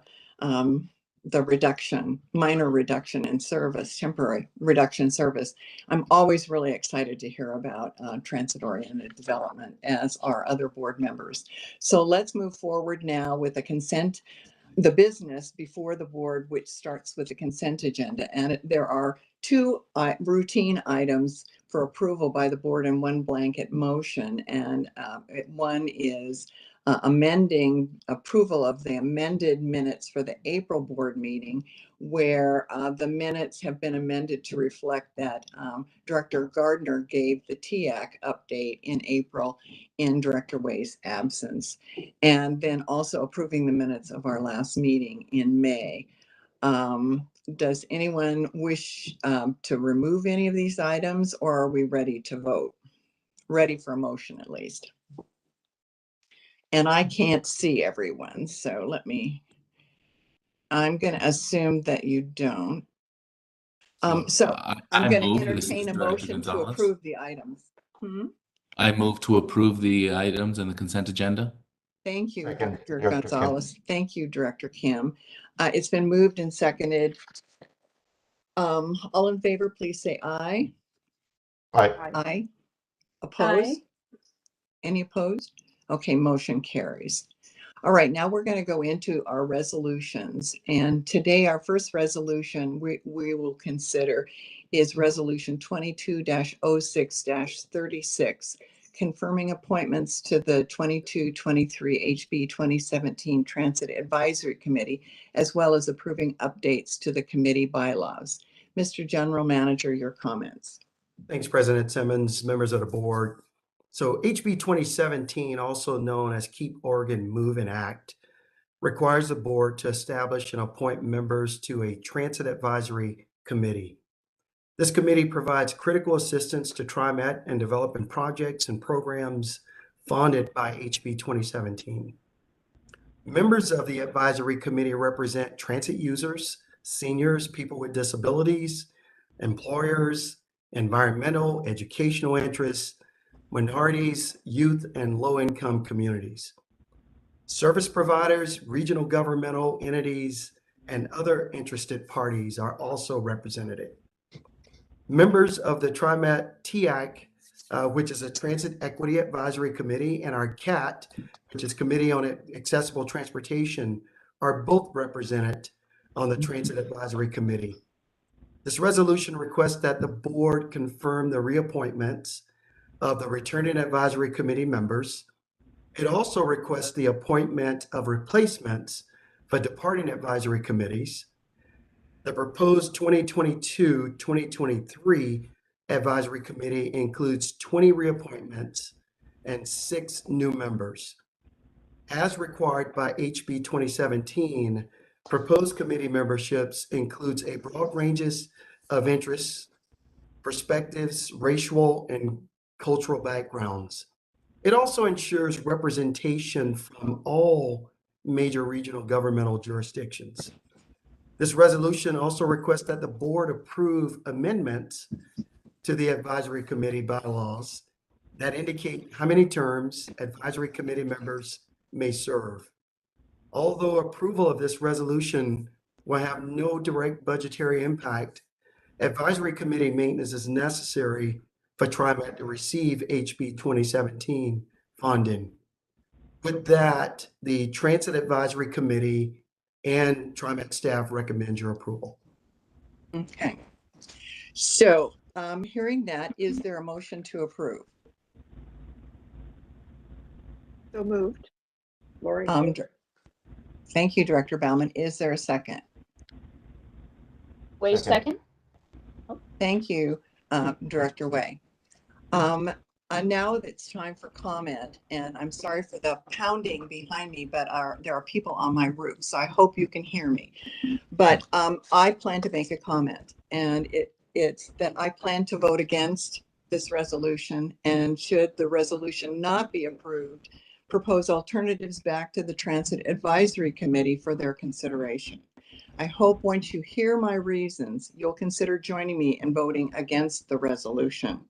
I have 2 primary issues with the proposed resolution: lack of committee representation for some districts, and the proposed increase in term limits from 4 to 10 years.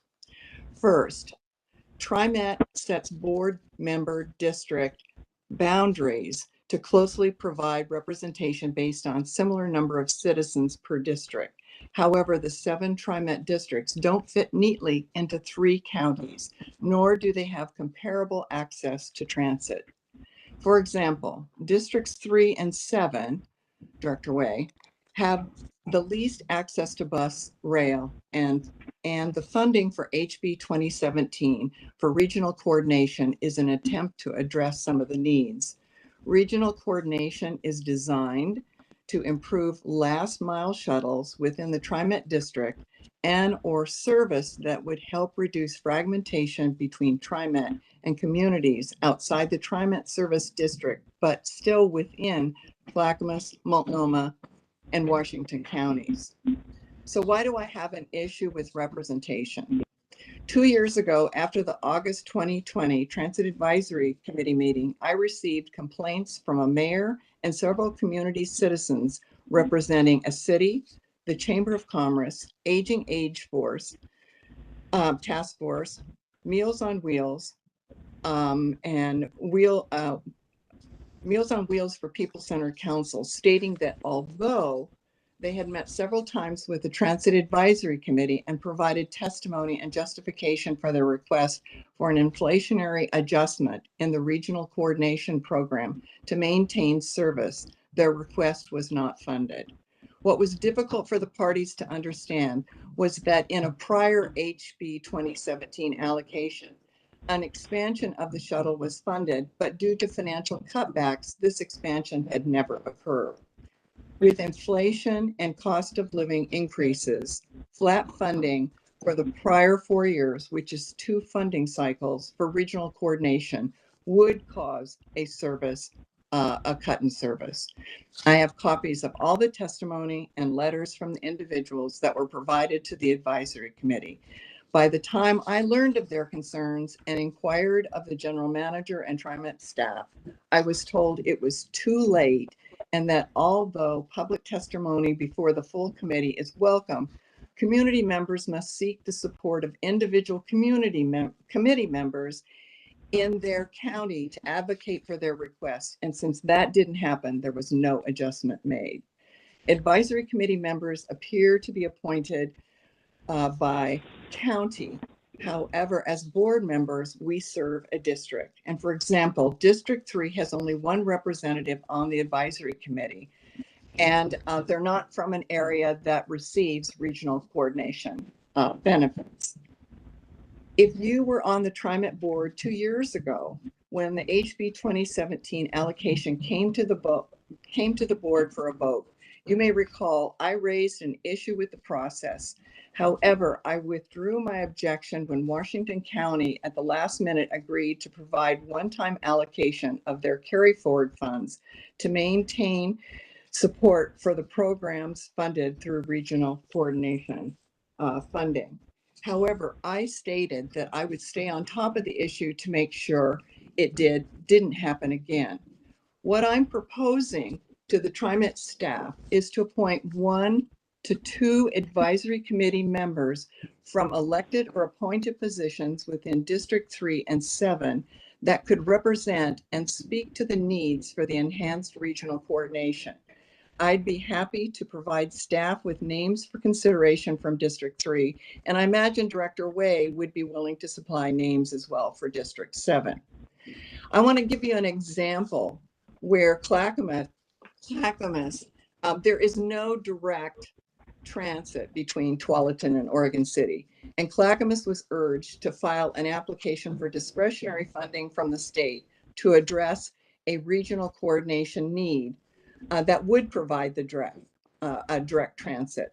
Clackamas did, this was instead of increasing any regional transportation funds that TriMet has. So Clackamas did file for the discretionary funds to support a pilot.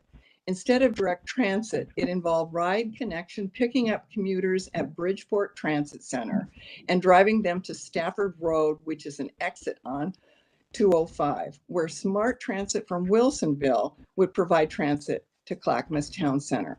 I don't know about you, but I don't consider that anywhere near direct transit.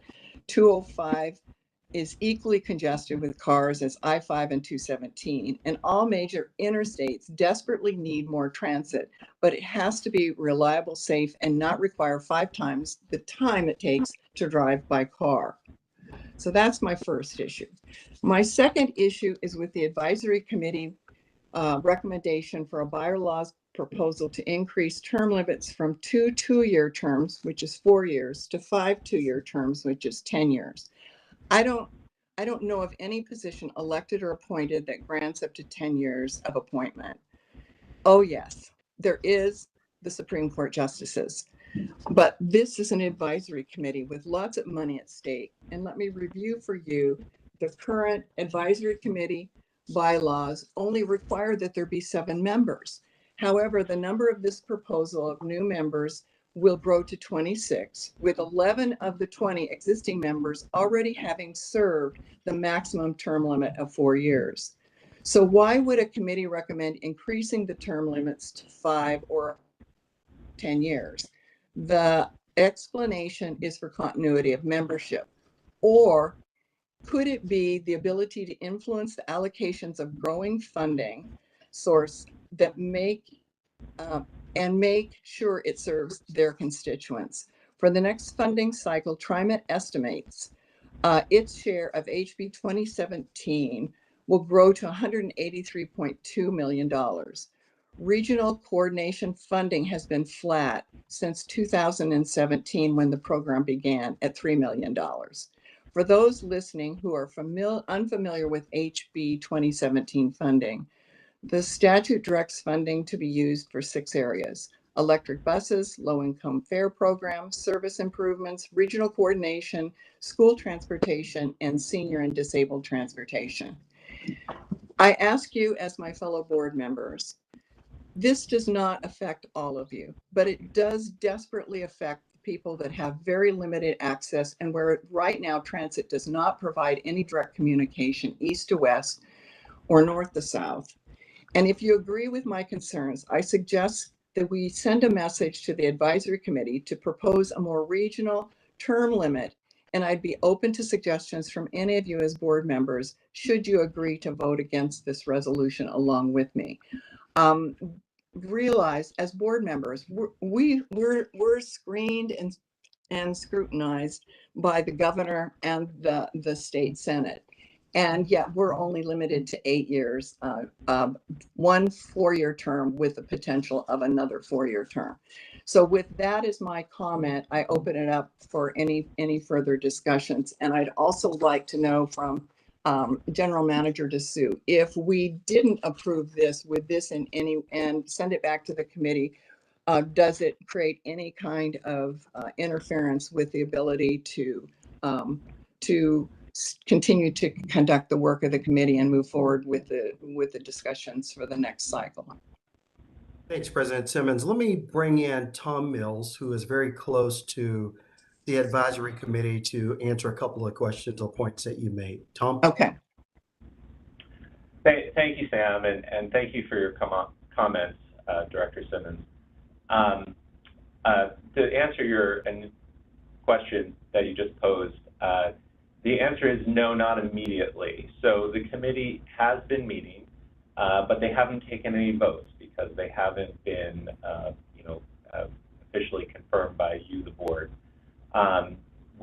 Based on our schedule, we hope to have them vote on a final plan in September, after which we would then take to the TriMet board for approval. And that actually could get pushed out if we need to. We've built in a month or two of give in the process. So if we need a little more time, that would be fine. If it's okay, I'd like to address a couple of your comments that you mentioned. So with regard to the committee and the committee terms and who is on the committee, members on the committee were not appointed based on where they live and any representation geographically, except for those members who are represent riders. And those we did appoint based on one representative for each county as well as one representative for the city of Portland. I would also say that we also appointed county commissioners as well. So those are 3 others that were appointed geographically. All other members of the committee are based on the constituency that they represent. So for example, there's somebody representing the environmental constituency. There are people representing seniors, a person representing people with disabilities, people representing minorities, environmental justice, etc. Frankly, we don't even know where they live, but we know who they represent, and that is why they were appointed on the committee. With regard to what you were saying about regional coordination, this committee has been meeting. They have been reviewing a proposal for the new FY 24-25 FIP plan for $183 million. And in that plan is a doubling of the regional coordination program, which includes an inflationary increase as well, a yearly inflationary increase. And the reason for that is because while at the last time around, we did not increase have an inflationary increase because, of course, we were, just in the beginning of COVID, and we were at the time, the thinking was we were facing a contraction of our economy, not any kind of inflation. We thought, if anything, there wouldn't be inflation because we thought we were facing a recession. we were trying to preserve our funds. We were actually concerned that we weren't going to have enough funds, which is why most programs, just didn't grow at all.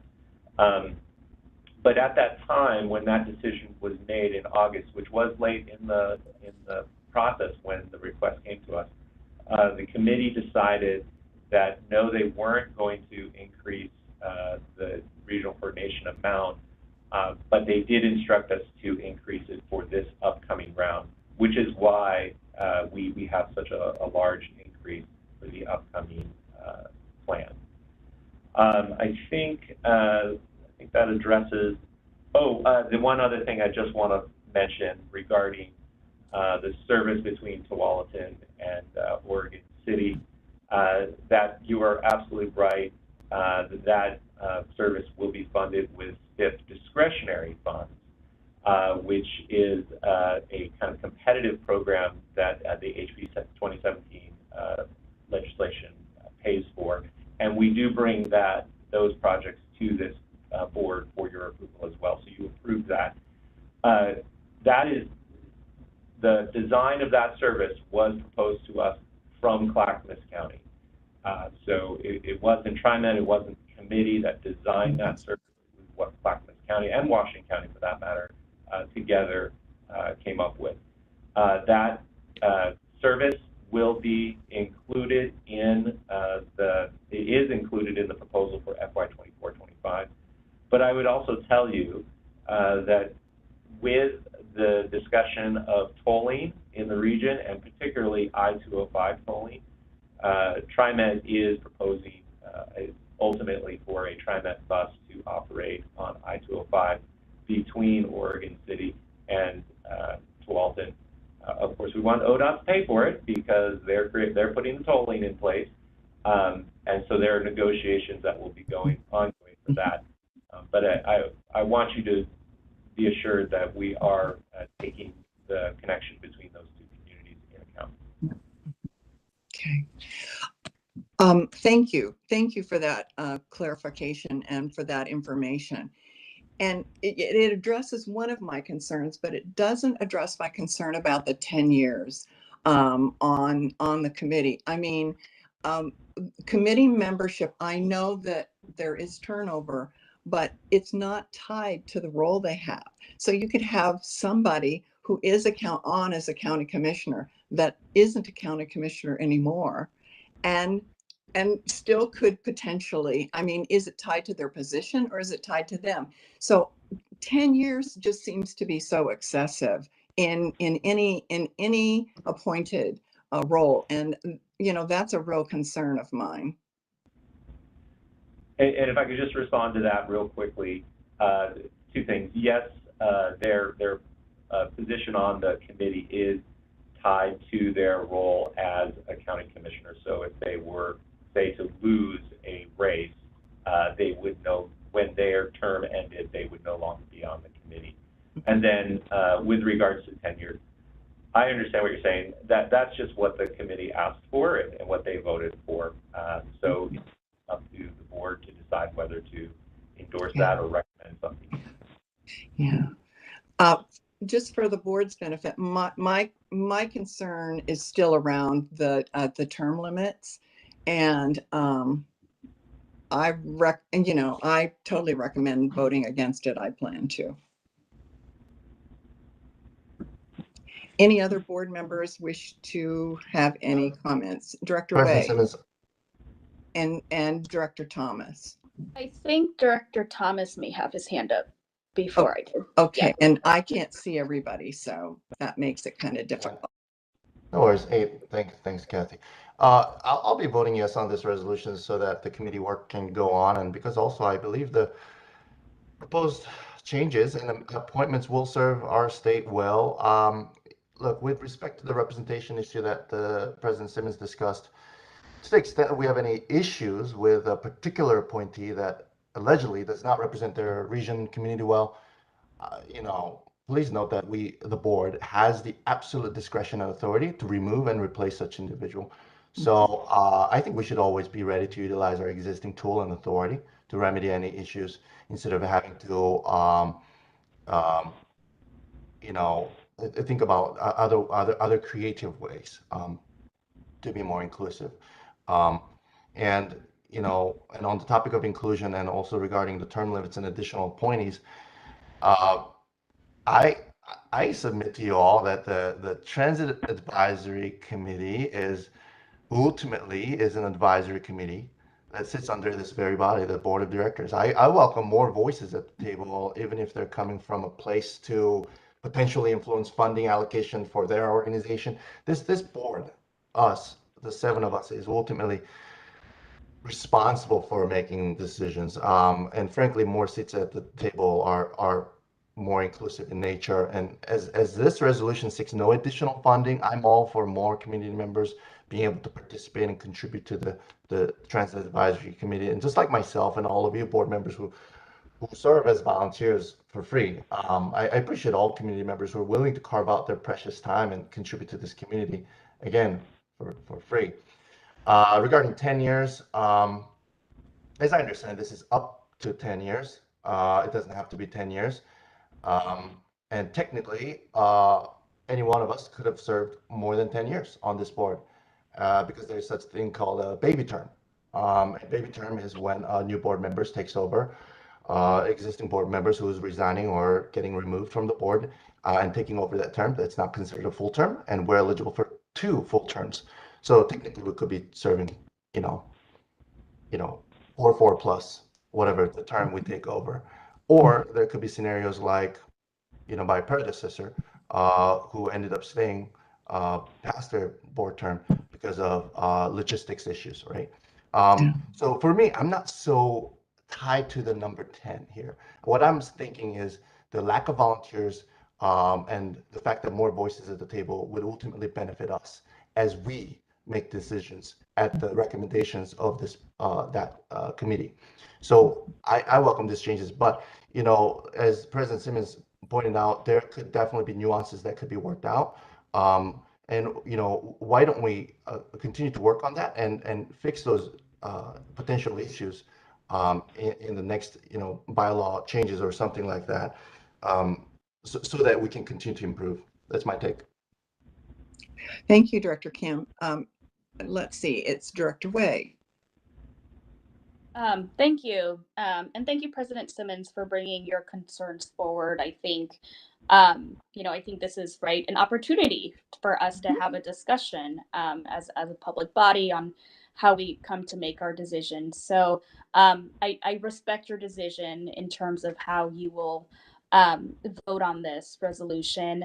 And I also, I think, really respect what Director Kim just sort of also stated in terms of moving the work of this committee forward, perhaps in the future having an opportunity to help influence their bylaws. I think it's something that we can take a look at. But I think in terms of Clackamas, which is the region that I represent, I think your concerns are very valid. I know that for me, I have not gotten outreach from constituents in my region around some of the concerns that were shared, and so for me, that's sort of how I try to base my decisions on as well. Is who are the folks that I represent in my region? What are they saying? How do they feel about this? So I haven't heard those concerns expressed to me directly. And that is the feedback that I really appreciate. And so with that being said, it sounds like this is the recommendation that is coming from this from the TAC committee.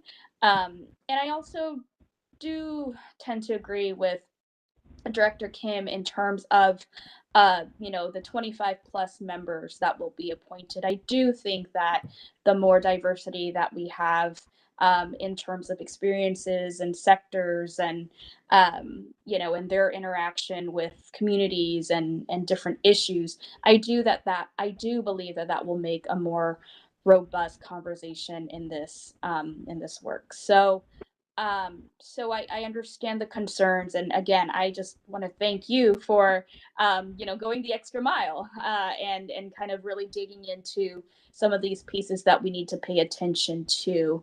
But I also do feel like this process and the appointees have been carefully vetted by folks that I feel that I can trust and lean on, and so I do want to say that I will be a yes today to move this forward.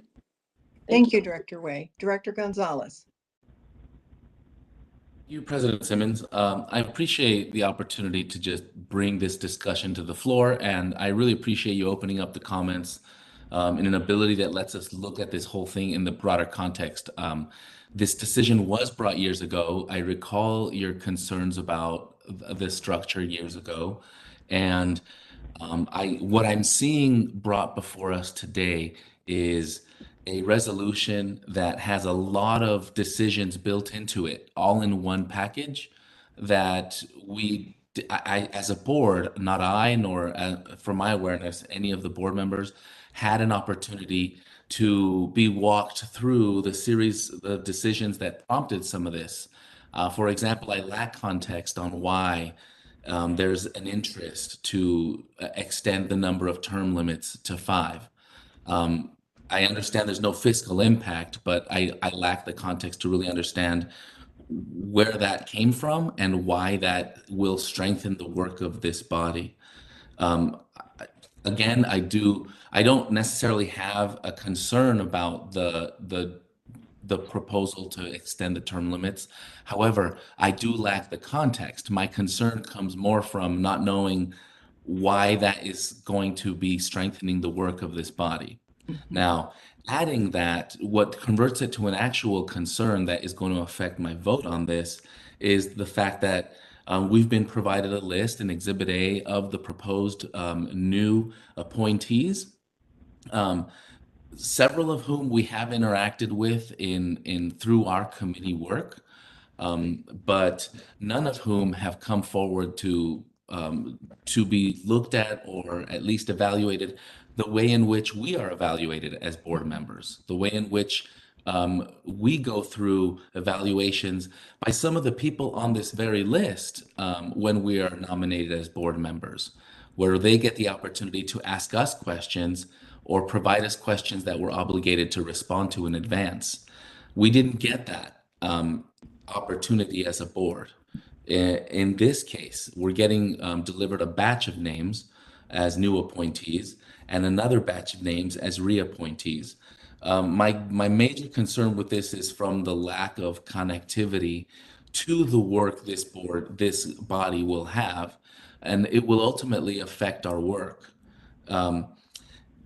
That's a concern to me now.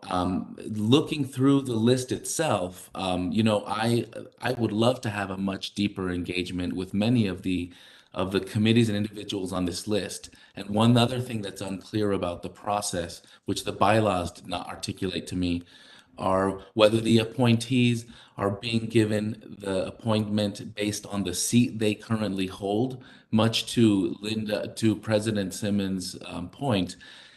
If a metro commissioner is appointed this seat and they only have 2 years left on this term, does the seat belong to that metro commission seat, or does the seat belong to the individual that was holding the seat when they were appointed? The lack of clarity here and the lack of what I consider a mechanism by which the board can look at reappointments and reevaluations on a one-by-one basis makes it really challenging for me to walk in with the same level of trust, as Director Y points out, in the vetting process, the individuals, the commitment they have to this work, and frankly, their ability to put the collective work of this body in front of the individual work of what many folks have here. And this is my concern. How many of them are bringing an individual set of priorities that might not be confined to the role they serve within the organizations, be they appointed, elected, or hired. That's something that we didn't have an opportunity to look at ourselves. So that causes me great concern with the way in which this proposal is brought, what looks to me like more of a baked kind of cake that we didn't get a chance to look at. Thank you. Dr. Bauman.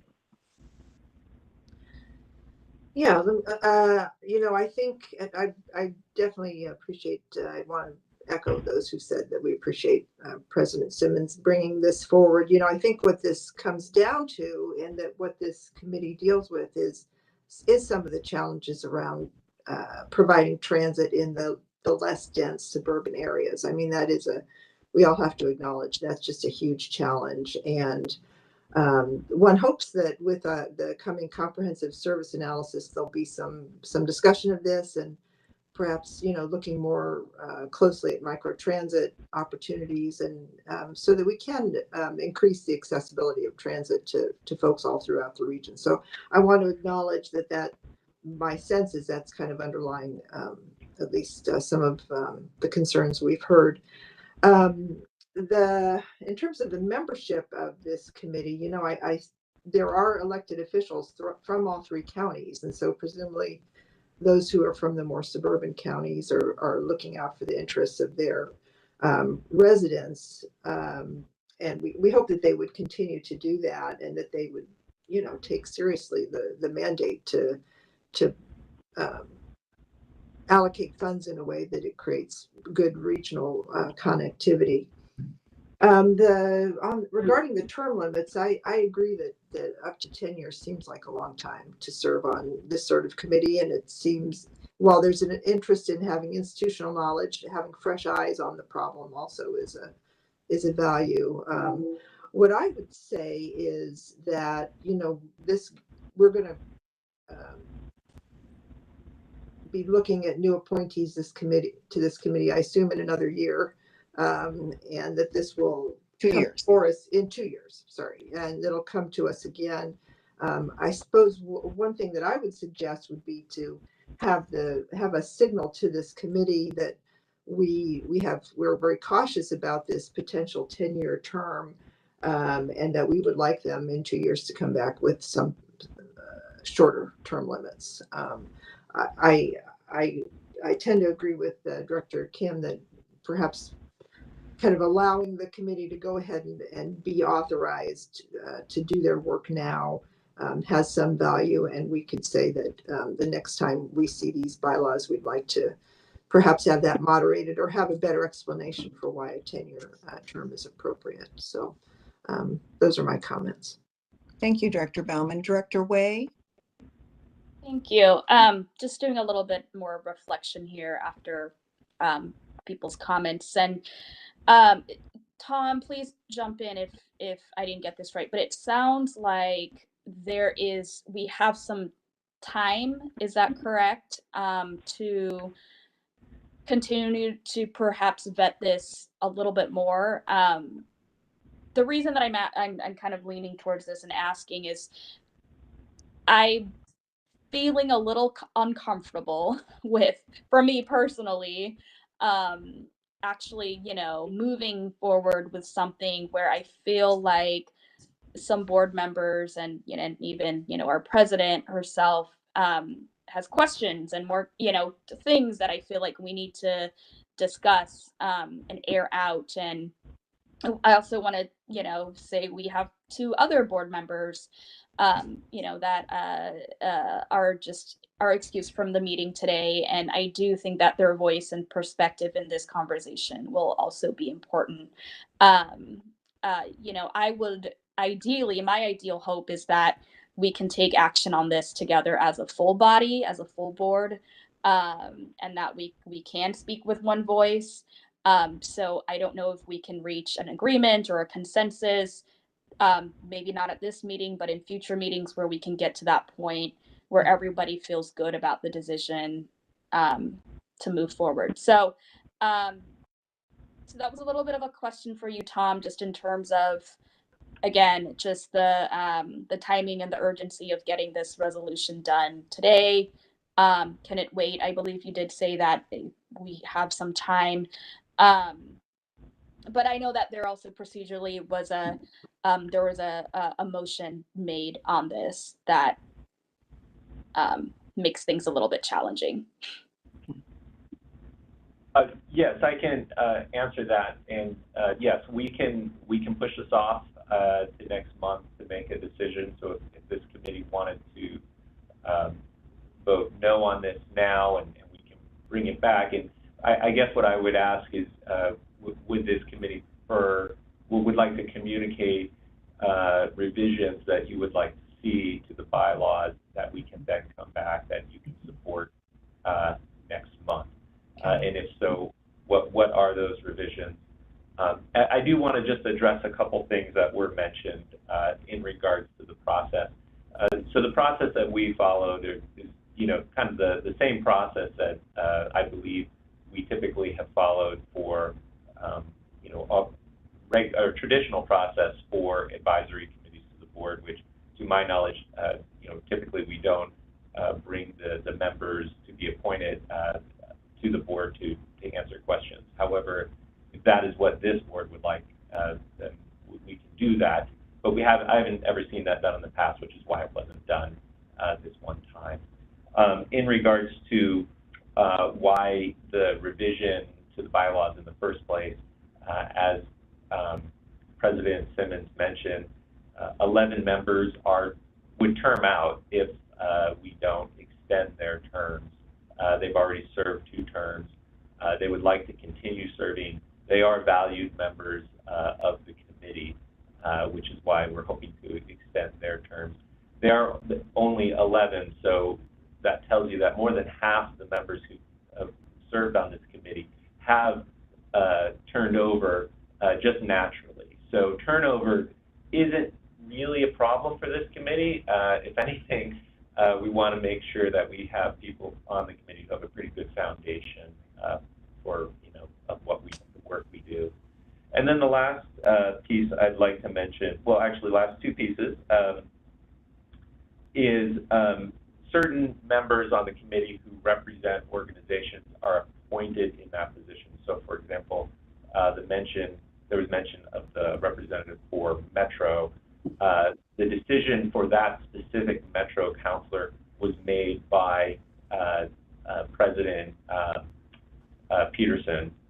Lynn Peterson of the Metro Council. So in those instances, we allow that organization to decide who will represent them. And then the last piece, there was some mention of microtransit. I do want to just highlight, when we talk about regional coordination, we usually are referring to the shuttle program, which really is our answer to microtransit. So I want to assure this committee, this board, that it is part of the menu of options that we look at when we're looking to expand service. Thank you, Tom. Sorry, I just want to say, just back to your comments, I personally, for me as a board member, don't feel like I need to be interviewing each person that is on the list and seeing whether or not you deserve to be on this committee or not, quite frankly. I trust the community. I trust those folks that were appointed in these positions, that they bring value to public transportation and transit conversations, and the decisions that they will make will benefit the region. So I do not want us to get to the point where we're criticizing every single person that is on that list. I don't think that is our job, and I don't think that is an appropriate role for us to play. But I think I do hear some, concerns around, well, who are these people really, and what do they do? And so I don't know if it would be possible. Again, this just might take some additional staff time, so I apologize if this is more workload, but maybe just a friendly suggestion, if there could be a quick 1-pager, 1 to 2 sentences about the new appointees. I think that would be great, just for our benefit and for our knowledge. Again, it doesn't have to be pages of biographies of who these people are. That is not an issue to me, but I know that for some folks on the board, that information might be useful and helpful. Okay, from a process standpoint, we've got a motion to approve. I plan to vote against it. The only way to table is to vote against it, send information. For example, I would be fine with 8 years term limit. You know, I definitely think that for the board to do its job, we should at least understand what anyone that comes onto this committee, what their interest is and what they think they can contribute is exactly what you said, Kathy. You know, instead of just a name. I don't know who all these people are. I'm also concerned about the appointment process. And actually, Director Kim, you mentioned this in our education session in terms of how individuals are identified. You will notice that the same people are on some of all the committees. And there are other people who would volunteer, and maybe the process of staff identifying people to serve versus putting a cast out to the public and having them explain why they feel justified in serving and what they could bring to the role might reduce that kind of time commitment. Kathy, you've mentioned where people maybe need a stipend because they're serving on so many different committees for the agency. It feels like they're almost working there. So anyway, from a process standpoint, that's where we are. We either approve it as it is, or we vote against it, and with the information. And then we would discuss what information we wanted to give the committee. And, you know where I stand.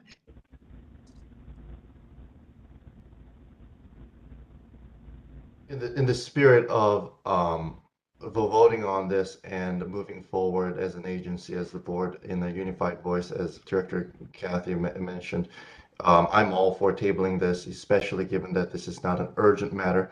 Let's workshop it over the next month and bring this up. Not like, well, it'll be less than a month, but let's workshop this to bring it down to 8 years, so that, and to the extent that there are any other specific revisions, staff, Tommy, if you could just circulate a few, potential revision drafts for our board members' review, so that we can all support this wholeheartedly, this meaningful committee.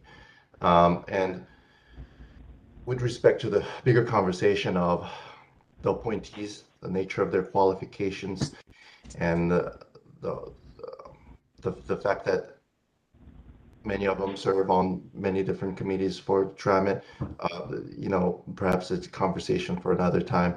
But as for this item, let's vote no on it so that we can workshop, and next month hopefully we can be at a place where we can all agree.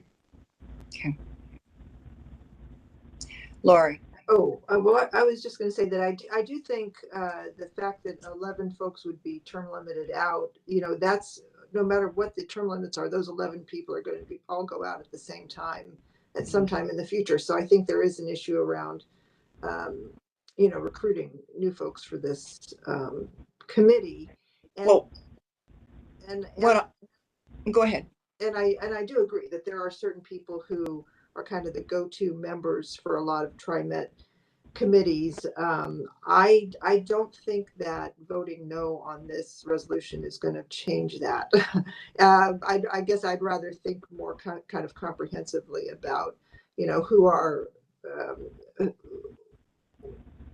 of who do we want on our committees, and what are the benefits and negatives of having some of the same people consistently on those committees? To me, that's a separate question from approving this resolution or not. So I'm still inclined to vote yes on this resolution. Having said that, next time around, I'd like to see some different thinking on term limits, and I like Kathy's idea of having a line or two about each of these folks when they're being considered by the board in the future.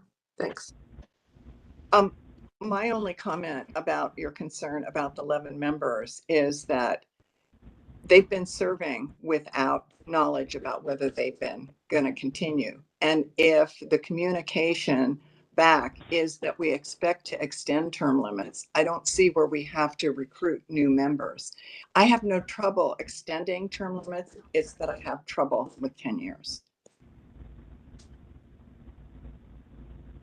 So let's vote. All in favor, please say aye and state your name. Aye, Lori Bauman. And opposed, Linda. Opposed. Opposed, Kim. Way, opposed. Thank you. Motion fails. All right. Thank you very much for the conversation, the discussion, and I look forward to having this come back again. And I think it also gives some direction to the staff. And Ozzy, I'll get to you in a minute, some direction to the staff about maybe looking at some new processes to bring to the board. I mean, I'm thinking of all the times I'm asked to approve a body, a representing of an organization that I'm on, and I at least know what their qualifications are to do. And this is the one TriMet committee that has an influence on a lot of money. First, Director Greg Skillman. Thank you, President Simmons. I just have a kind of a procedural point. I think it would be helpful, now that the resolution has been disapproved, to have some kind of very brief, maybe written advice to staff as to what the board would like to see, because I heard various opinions and I could maybe cobble together something, but it would be helpful to get something in writing, not a major thesis, but something from the board to help direct the staff. I agree. Let's have a little bit of discussion. Director Gonzalez, was that your point as well? Exactly that. And in fact, I was going to be specific and state what I've heard so far in our discussion. There are some things that I think the bylaws can help clarify. One of them is to clarify this organizational appointment versus individual appointment. It may not be the same answer across all, but there might be some baked in organizational appointment allocations that we stand to be served well by clarifying. The other one is regards to just the overall structure. I think it could use some clarity as to the overall structure, at least the intended structure here. If we have criteria for regional representation, if we need to have a certain number from each district, if we're looking for any specific type of specialty or knowledge or criteria, whether it be access to writers, writer experience, language experience, or technical experience. I mean, I think ideally we want a list of a broad swath of many of these skill sets represented. And we kind of have that right now in an ad hoc way, but it'd be nice to have an intended structure here. And then, of course, the staggered terms. It would be really nice to start instituting some staggered term structure where we're only bringing in a certain number per cycle so that we don't run into this 11 people terming out at the same time again. These things will help just clean up the structure of the thing. With regards to term limits, I've heard ideas about term limits. I share the concern about lengthy term limits. I would feel better about the term limit situation if we had a clearer structure, and if we had what I consider my final comment, any sort of criteria for service. I don't know that anybody who's been appointed signs on to some code of conduct, has established expectations for participation, for the type of things, the reason why they are there, frankly. I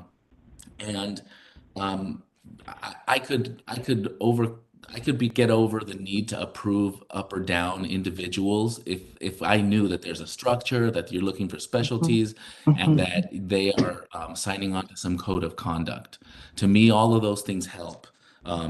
At this time, as presented, the batch of individuals as shown don't let us really have that conversation. And frankly, in closing, I have some specific concerns about the extent to which some of the individuals named on the list, how they are actually providing the service, whether it is indeed looking at what is for the benefit of mobility in the region, or whether they have more specific reasons to be there that may not be in the best interest or be intended to collaborate with the agency. Experience has demonstrated how collaboration is not entirely the method that everyone's approaching with when committee assignments are made. So those are the things that concern me. I would love to see the bylaws improved and have some better faith in the criteria we put on participants. Thank you, Director Gonzalez. I agree with you. And Director Way. Thank you. I just for Greg, excellent question. There's a lot of viewpoints here.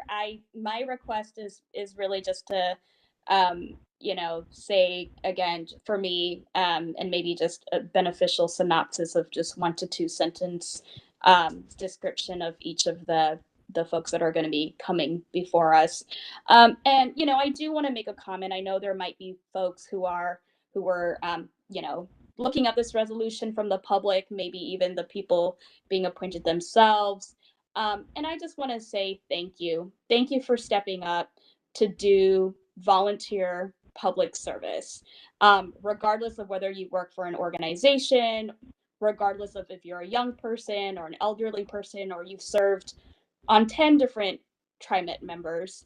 That doesn't matter to me. What matters is that you have stepped forward to serve not only TriMet, but the state of Oregon through House Bill 2017 that the legislature has put forward to. And so I just want to thank you if you're listening.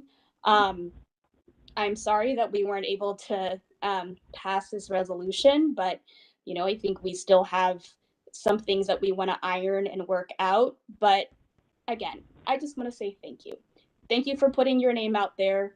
Public service, volunteer commitment that you do not get any payment for can be especially challenging. So I just want to thank you again for stepping up in these times. I also want to say on public record that, the folks that are getting appointed or on this list, they don't have to 100% agree with TriMet. They don't.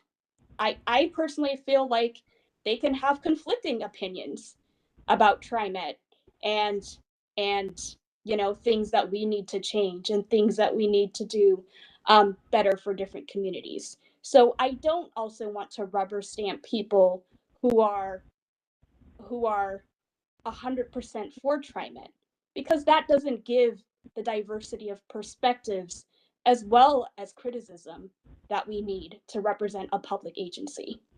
Thank you.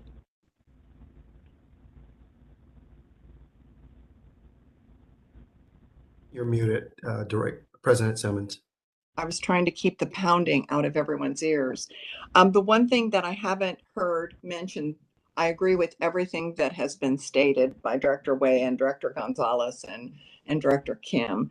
I just feel for the regional coordination, we need to make sure, and maybe it's there and it just was silent the last time, but one of the areas that we need to make sure is that a representative can speak to the needs for enhanced regional coordination. I've experienced on this board that if you have lots of transit, you generally want it more frequent, and more days of the week and everything. When you don't have any, it's really hard to get it started. And I'm hoping that the comprehensive service review is going to address that before I leave the board. So with that, is that enough, Mr. Skillman? You're muted. I can work with that. And I'm sure, Tom, if you have any other desires for more specific direction, maybe you can tell us now. I did have a couple questions, but I thought I don't know if it's inappropriate for me to reach out to board members offline or it needs to happen in a public meeting. I have no problem with you reaching out to board members individually. Okay.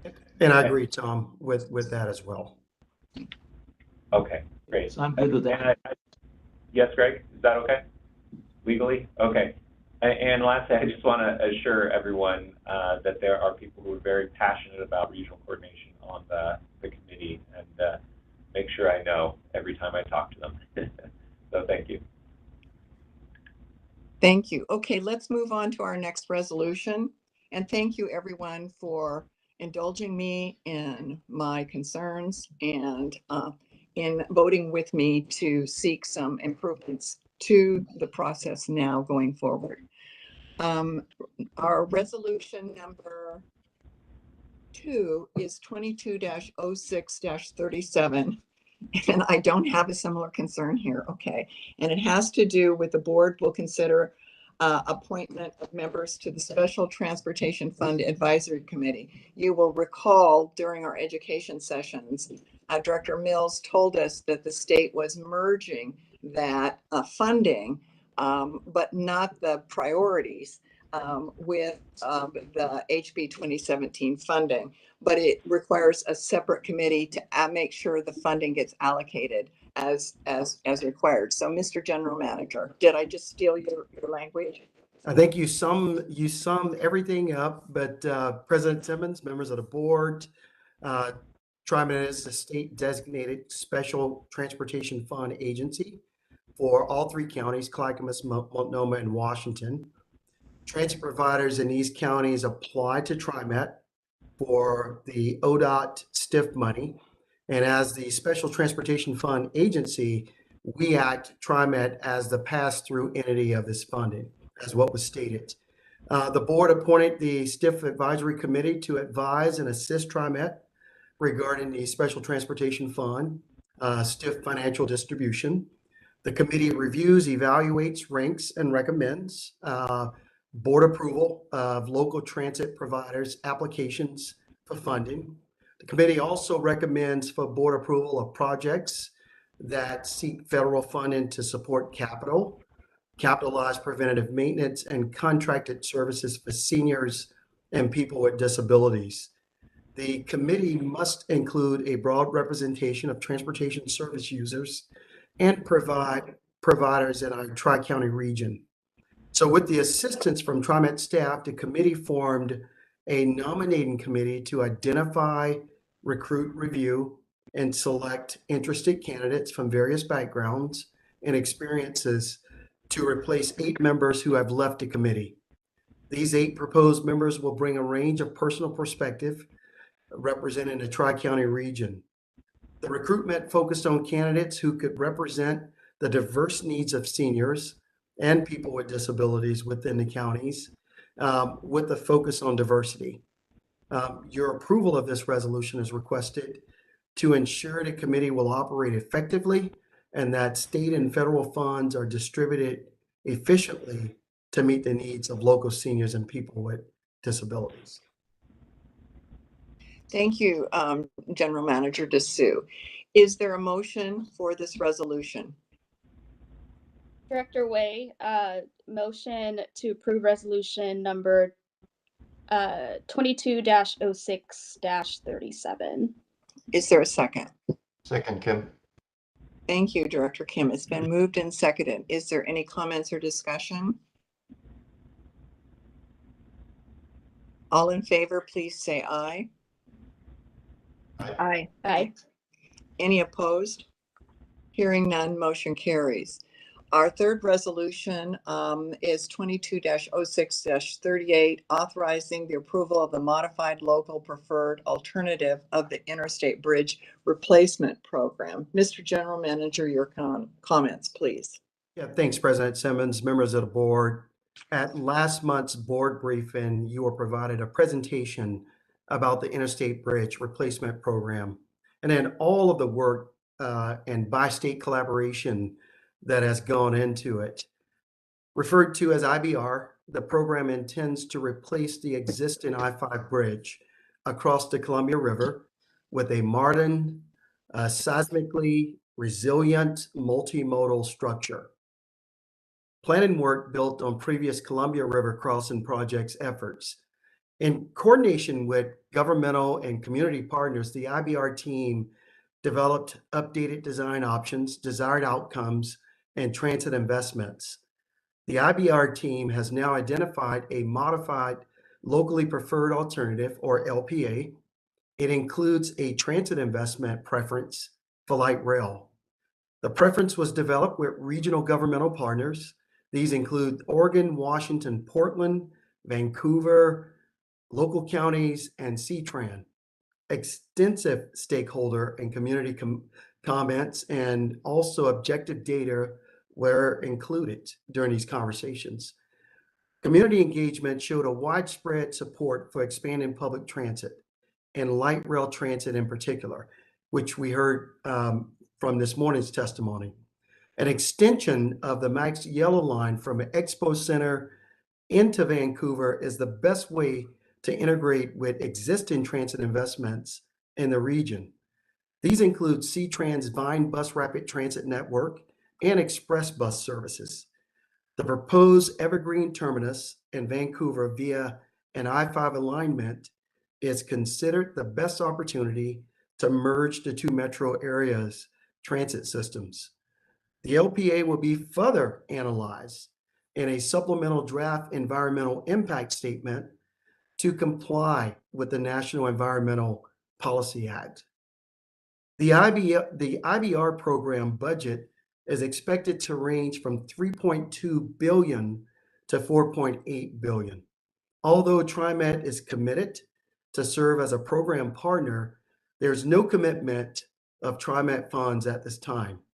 All partner approvals are necessary for the modified LPA to be approved for the program to continue.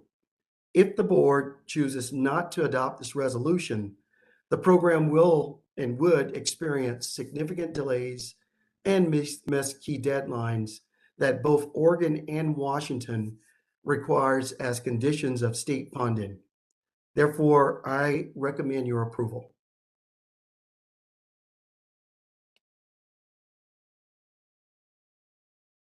Linda, you're muted. Is there a motion to approve? So moved. Lori? Thank you, Director Bauman. Is there a second? Second, Kim. Thank you, Director Kim. It's been moved and seconded. Are there any comments or discussion with the board? Yes, I'll make a comment. Okay. I understand we received written testimony on this as well. I understand all of us have reviewed that. And just wanted the confirmation from Sam that although I am for this resolution, that our team will continue to work with the underlying the differences in opinions and underlying alleged issues that are proposed by the testimony moving forward, so that we can continue to improve as an agency and make sure that we're, as we discussed briefly earlier, not wasting our resources, but are maximizing all of our dollars. Absolutely, Director Kim, and the IBR team, our project team, we're working with all of those individuals. And just to also let you know, I sit on the executive steering committee as the principal representing TriMet. Thank you, Sam. First, Director Gonzalez, and followed by Director Bauman. Thank you, President Simmons.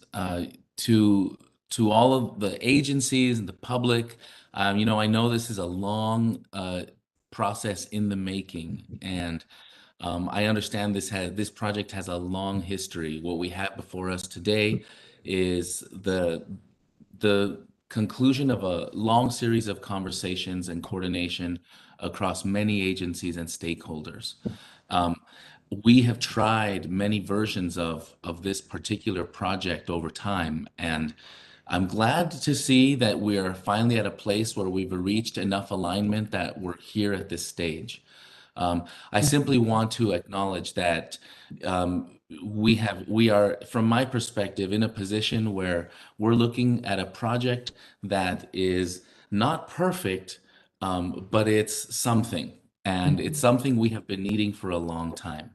There are things that I wish this project would be able to bring forward, and I know that we're not done with design. We still don't know what the full price tag is going to be of this thing. I have concerns about going this far in a process where we don't have that certainty, but I come from the design world, so I know this is normal. However, I would want to simply point out that we've got ourselves a project before us that is going to have major impacts in our region during the course of the construction. Its sustainability, as important as it is, has not been as advanced in this project. I think the long history of this project didn't allow us to take advantage of ideas and conversations that have come to play today. And we're carrying with this project a lot of the baggage of conversations we had before us. So without trying to derail a long process here, I wanted to go on record acknowledging that though I realize this is not a perfect project, we're all having to come to some sort of compensating in what we thought we would be getting out of this. I am glad to see that TriMet is at the table, that public transit is part of the formula, and that we're at this place where the agencies are willing to move forward with something. So I, out of protest, do not support this, but I also am not interested as a board member to stop a process that is so much bigger than our agency alone. So I wanted to put that on record and thank you for bringing it to us today. Thank you, Director Gonzalez. Director Bauman? Yes, I just wanted to say very quickly, as a TriMet board member, my focus in looking at this LPA approval is the transit piece of it.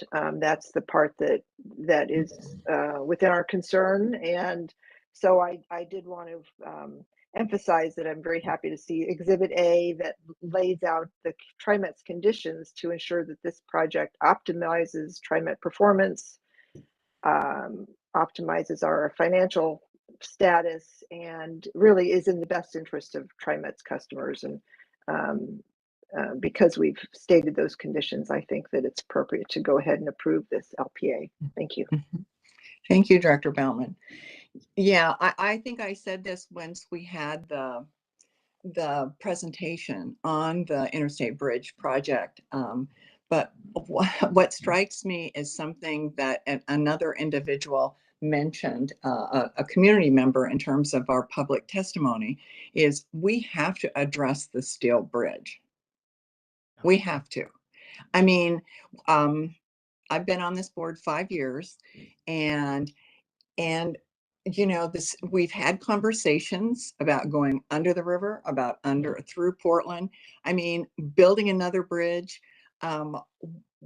We might increase capacity from Washington to Oregon, and they would be jammed up at the Rose Quarter. So I know Sam knows that. I know staff know that. And I consider that one of the big hurdles that they're going to have to address in making this all come together. And I know how long these projects take, so I doubt, in my lifetime, whether it's all going to happen. Director Way.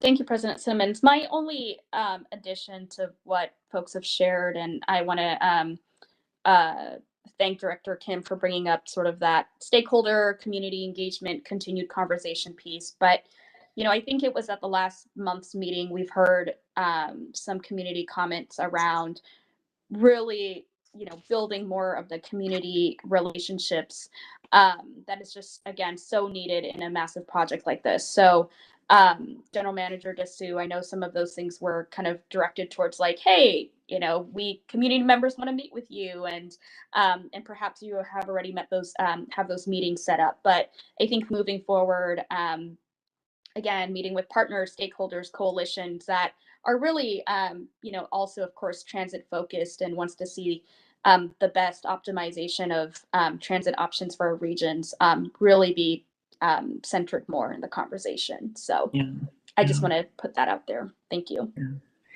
And I'll close with one final comment that if Director Edwards was here, he would probably make. So we've got the interstate bridge, the need to do something about the crossing of the river. And then we also have the Albina project and the changes to the Rose Quarter area of Interstate 5.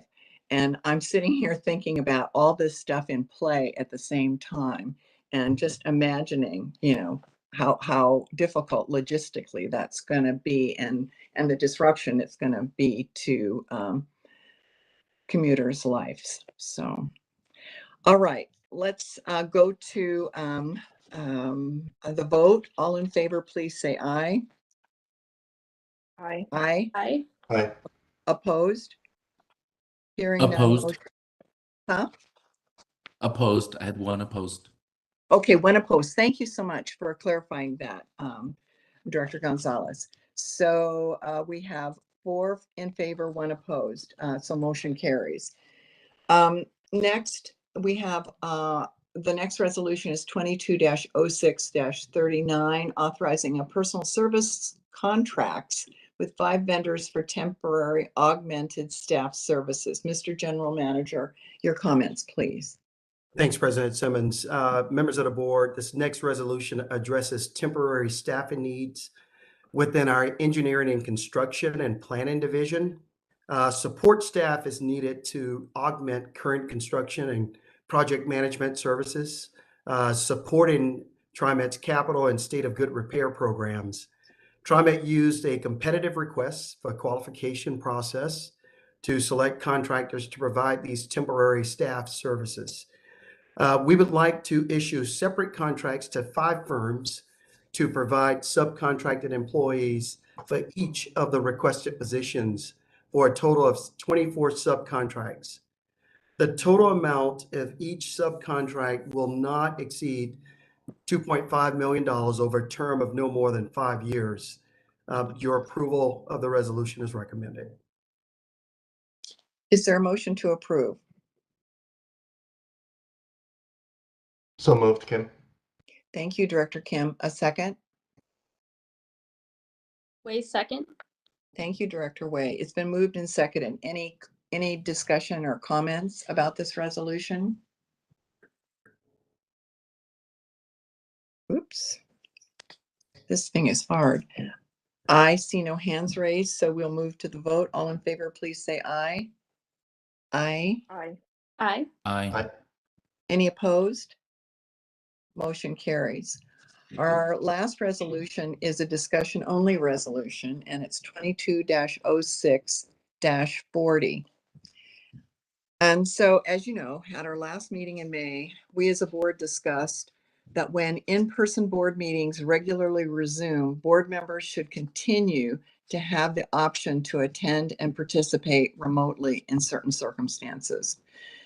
Those circumstances include illness, a family emergency, or excused absences. We all value our role on the TriMet board, and currently the board member code of conduct requires the board members to attend all regular meetings unless excused due to an emergency or serious illness. If a board member is unable to attend a meeting in person, the code of conduct states that the member is expected to attend by telephone if possible. But as we've learned during COVID-19 pandemic, the board can effectively conduct business in meetings that are conducted remotely through electronic means. That includes interacting with TriMet staff and hearing from the public. At the direction of the board, TriMet's legal division has drafted a resolution for your discussion that clarifies the time, place, and manner of board meetings. The updates would allow board members to remotely attend meetings and would replace attending by telephone when unable to be there in person with attending electronic means. The resolution also reiterates the current regular board meeting schedule. And so does anyone have any questions or comments about the draft resolution or any suggestions? And that, just a reminder, we're not voting today.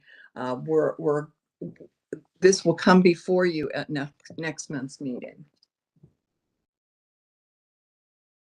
Director Kemp here. I appreciate all the work that has gone into this, especially the work session we had around this. I think it's productive, it's timely, and it just matches the age that we're in.